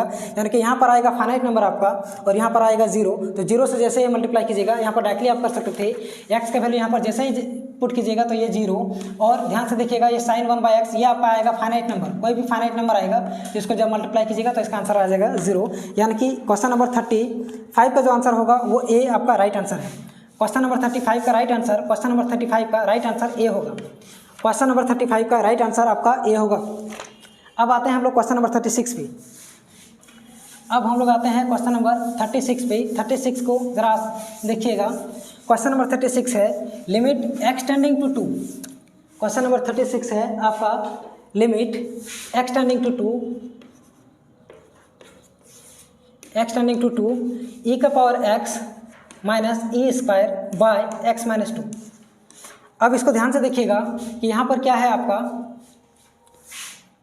आप इसको एल हॉस्पिटल रूल से बनाइए, ये ज़्यादा बेटर बनेगा, ज़्यादा आसान बनेगा। तो आप इसमें क्या कर सकते हैं, इसको लिमिट x टेंडिंग टू 2 और ऊपर वाले का डिफरेंशिएशन कीजिए तो e का पावर x का e का पावर x ही रहता है, ये पूरा का पूरा कांस्टेंट है, तो यहाँ पर आपका 0 हो जाएगा, ये 1 हो जाएगा और ये आपका -2 हो जाएगा, सॉरी ये आपका 0 आ जाएगा, क्योंकि ये कांस्टेंट टर्म है, x का तो 1 होगा लेकिन ये कांस्टेंट टर्म है तो इसका 0 हो जाएगा। तो e का पावर x -0 और यहाँ नीचे हो जाएगा 1 - 0। अब आप x पुट कर सकते हैं क्योंकि नीचे 0 नहीं बन रहा है, यहाँ पर आप पुट नहीं कर सकते थे क्योंकि x की जगह अगर 2 पुट कर देते तो यहाँ पर 2 - 2 यानी कि 0 बन जाता, तो ये इन्फाइनाइट का कैटेगरी में चला जाता, जो कि हम लोग नहीं कर सकते हैं लिमिट में। तो ध्यान से देखिएगा, ये आपका पूरा आ चुका है x टेंडिंग टू, लेकिन यहाँ पर 2 तो है ही नहीं, यहाँ पर 2 आपका ओनली यहाँ पर सॉरी x टेंडिंग टू 2, लेकिन x के यहाँ पर आपका कुछ नहीं बचा है, नीचे कुछ नहीं बचा है, केवल x पावर में बचा है। तो ध्यान से देखिए, इसका आंसर हो जाएगा e का स्क्वायर, यानी कि ऑप्शन नंबर आपका सी 36 का ऑप्शन नंबर सी आपका राइट आंसर होगा। 36 का ऑप्शन नंबर सी आपका राइट आंसर हो जाएगा। और 37 पे आते हैं हम लोग, क्वेश्चन नंबर 37 पे। अब हम लोग आते हैं क्वेश्चन नंबर 37 पे। क्वेश्चन नंबर 37 जरा ध्यान से देखिएगा। क्वेश्चन नंबर 37 में है कि f(x) बराबर एक फंक्शन दिया हुआ है, f(x) बराबर 2x² प्लस 3x और -5, 2x² प्लस 3x और -5। और यहाँ पर क्या करना है, आपको f' -1 का वैल्यू निकालना है। तो सबसे पहले f' का मतलब होता है आप इसका डिफरेंशिएट कर रहे हैं, तो आप इसको डिफरेंशिएट कीजिएगा तो क्या हो जाएगा, ये ध्यान से देखिएगा, x² है तो आप जानते हैं कि x का पावर n का जो फार्मूला होता है n × x का पावर n - 1 हो जाता है, यानी कि ये 2 का 2 तो रहेगा ही रहेगा, x² है तो 2 पीछे हट जाएगा और x का पावर 2 में से 1 हटा देंगे तो क्या 1 बचेगा, इसको नहीं भी लिखने से चलेगा। फिर यहाँ पर देखिएगा 3 x का पावर यहाँ पर 1 है तो 1 पीछे हट जाएगा और यहाँ पर x का पावर 1 - 1 यानी कि 0 हो जाएगा। तो किसी भी नंबर का पावर 0 बराबर 1 होता है तो इसको हम लोग डायरेक्टली 3 × 1 लिखेंगे और यहाँ पर ये कांस्टेंट है तो ये आपका 0 हो जाएगा। इसका मतलब f' का जो वैल्यू आएगा वो आपका 4x + 3 आएगा और आपको निकालना है f' -1 का वैल्यू। तो जहाँ जहाँ आपको x दिख रहा है वहाँ पर आप -1 पुट कीजिए। तो ध्यान से देखिएगा, x एक ही जगह पर आया है तो ये आपका 4 × -1 और +3 हो जाएगा, यानी कि -4 + 3 और आपका आंसर आ जाएगा -1। ठीक है, तो 37 का ऑप्शन नंबर सी, 37 का ऑप्शन नंबर सी आपका राइट आंसर होगा। 37 का सी आपका राइट आंसर है। अब हम लोग आते हैं क्वेश्चन नंबर 38 पे। अब हम लोग आएंगे क्वेश्चन नंबर 38 पे। क्वेश्चन नंबर 38 जरा देखिएगा।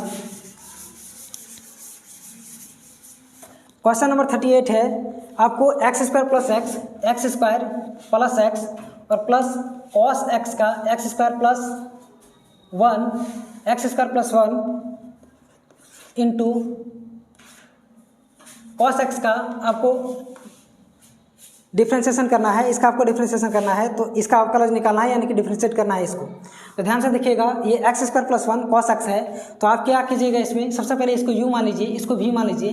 तो u × v के फॉर्म में इसको हम लोग करेंगे। हम जानते हैं कि d/dx ऑफ u × v बराबर होता है u differentiation of v plus v और डिफ्रेंशिएशन ऑफ u। ये आपका फार्मूला है u इंटू वी का।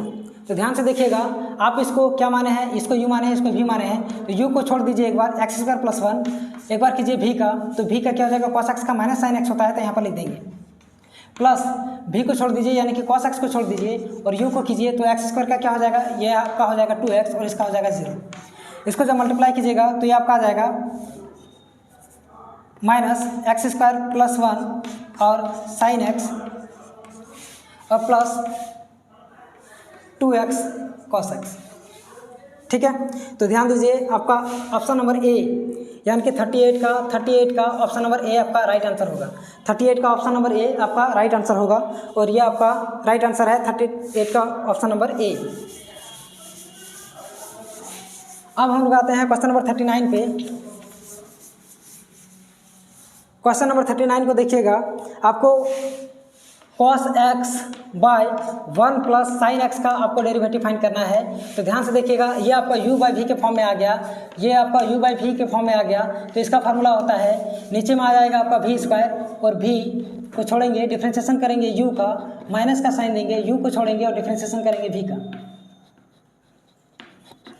ठीक है, ये आपका आंसर, ये आपका फार्मूला है। ध्यान से देखिए, इसको हम लोग u माने हैं, इसको हम लोग v माने हैं। तो अभी हम लोग क्या करें, नीचे में v स्क्वायर आएगा तो 1 प्लस साइन x का होल स्क्वायर तो आएगा ही आएगा, ये नीचे आपका आ गया।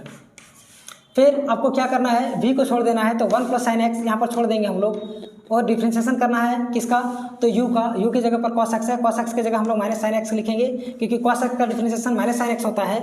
और यहाँ पर फिर माइनस का साइन आएगा तो माइनस का साइन देंगे हम लोग u के जगह, अब u को छोड़ना है तो u की जगह यानी कि cos x छूटेगा और यहाँ पर आपका v का डिफ्रेंशिएशन यानी कि 1 प्लस साइन x, 1 का तो 0 होगा लेकिन साइन x का हो जाएगा cos x।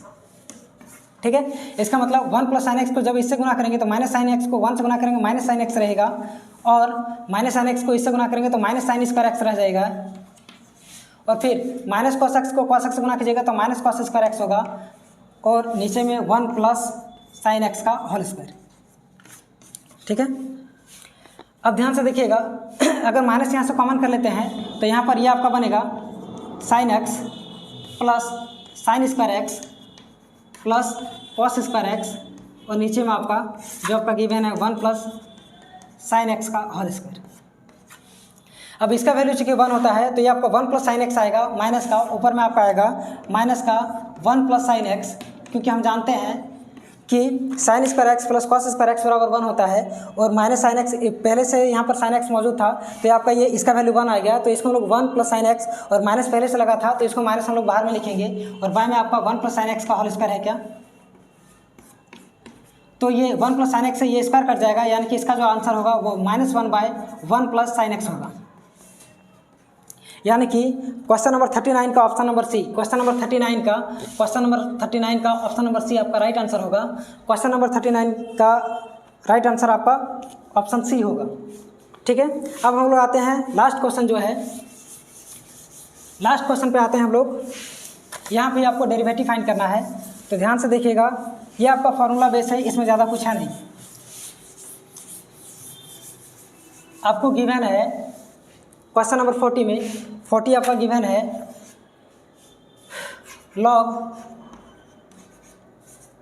log x, base में आपका ये है तो इसका डायरेक्टली फार्मूला होता है, ध्यान से देखिएगा, इसका डायरेक्टली फार्मूला आपका जो होता है वो आपका हो जाएगा 1 बाय x log a। ठीक है, बेस में ये आ जाता है।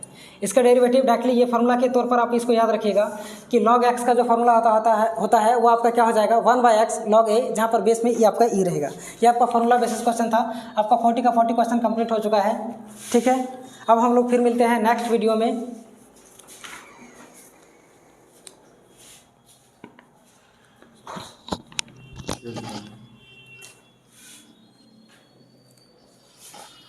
तो बच्चों, आपका पूरा सेक्शन जो मैथ का था वो लगभग 40 क्वेश्चन, लगभग क्या कंप्लीट 40 क्वेश्चन कंप्लीट सर करवा दिए। सर पूरा एकदम ज़बरदस्त गर्मी के कारण पूरा भीगे हुए हैं और आई होप कि बहुत अच्छा सर एक्सप्लेन किए, इसको बहुत फास्ट करने का प्रयास किए ताकि आपका MB बचे, लंबा वीडियो ना हो, इसलिए सर थोड़ा फास्ट भी बोल रहे थे। तो ये बहुत अच्छा सेशन रहा, हम भी इसको बहुत कंटिन्यू देख ही रहे थे बैठ के, बहुत अच्छा रहा। तो आपको ना कंटिन्यू मैथ को फॉलो करना है। प्रमोद सर अभी कंटिन्यू आपका सेकंड सेट भी बहुत जल्द में भी कल ही ले लेंगे आपका, ठीक है। तो आपको कंटिन्यू एकदम मेंटेन रहना है, इस चैनल से आपको बने रहना है। और मैथ के लिए आप अब निश्चिंत रहिए, मैथ के लिए सर अभी आज ही से पार्टिसिपेट किए इस चैनल में। और आई होप कि जैसे ही सेट कंप्लीट होगा ना, आपको सारे चैप्टर्स का जो मेन थीम है, मेन टॉपिक जो है वो आपको सर ना जरूर बता देंगे। तो ठीक है बच्चों, इस वीडियो को ज़्यादा लंबा ना करते हुए फिर से वही बात कि आप ज़रूर सब्सक्राइब करें, ज़्यादा से ज़्यादा बच्चों तक इसको भेजें, लाइक करवाएं, ताकि हम लोग और ज़्यादा मटेरियल्स और ज़्यादा कंटेंट और ज़्यादा इंपॉर्टेंट क्वेश्चन हम आप लोग को डाल सके। ओके बच्चों, थैंक यू वेरी मच।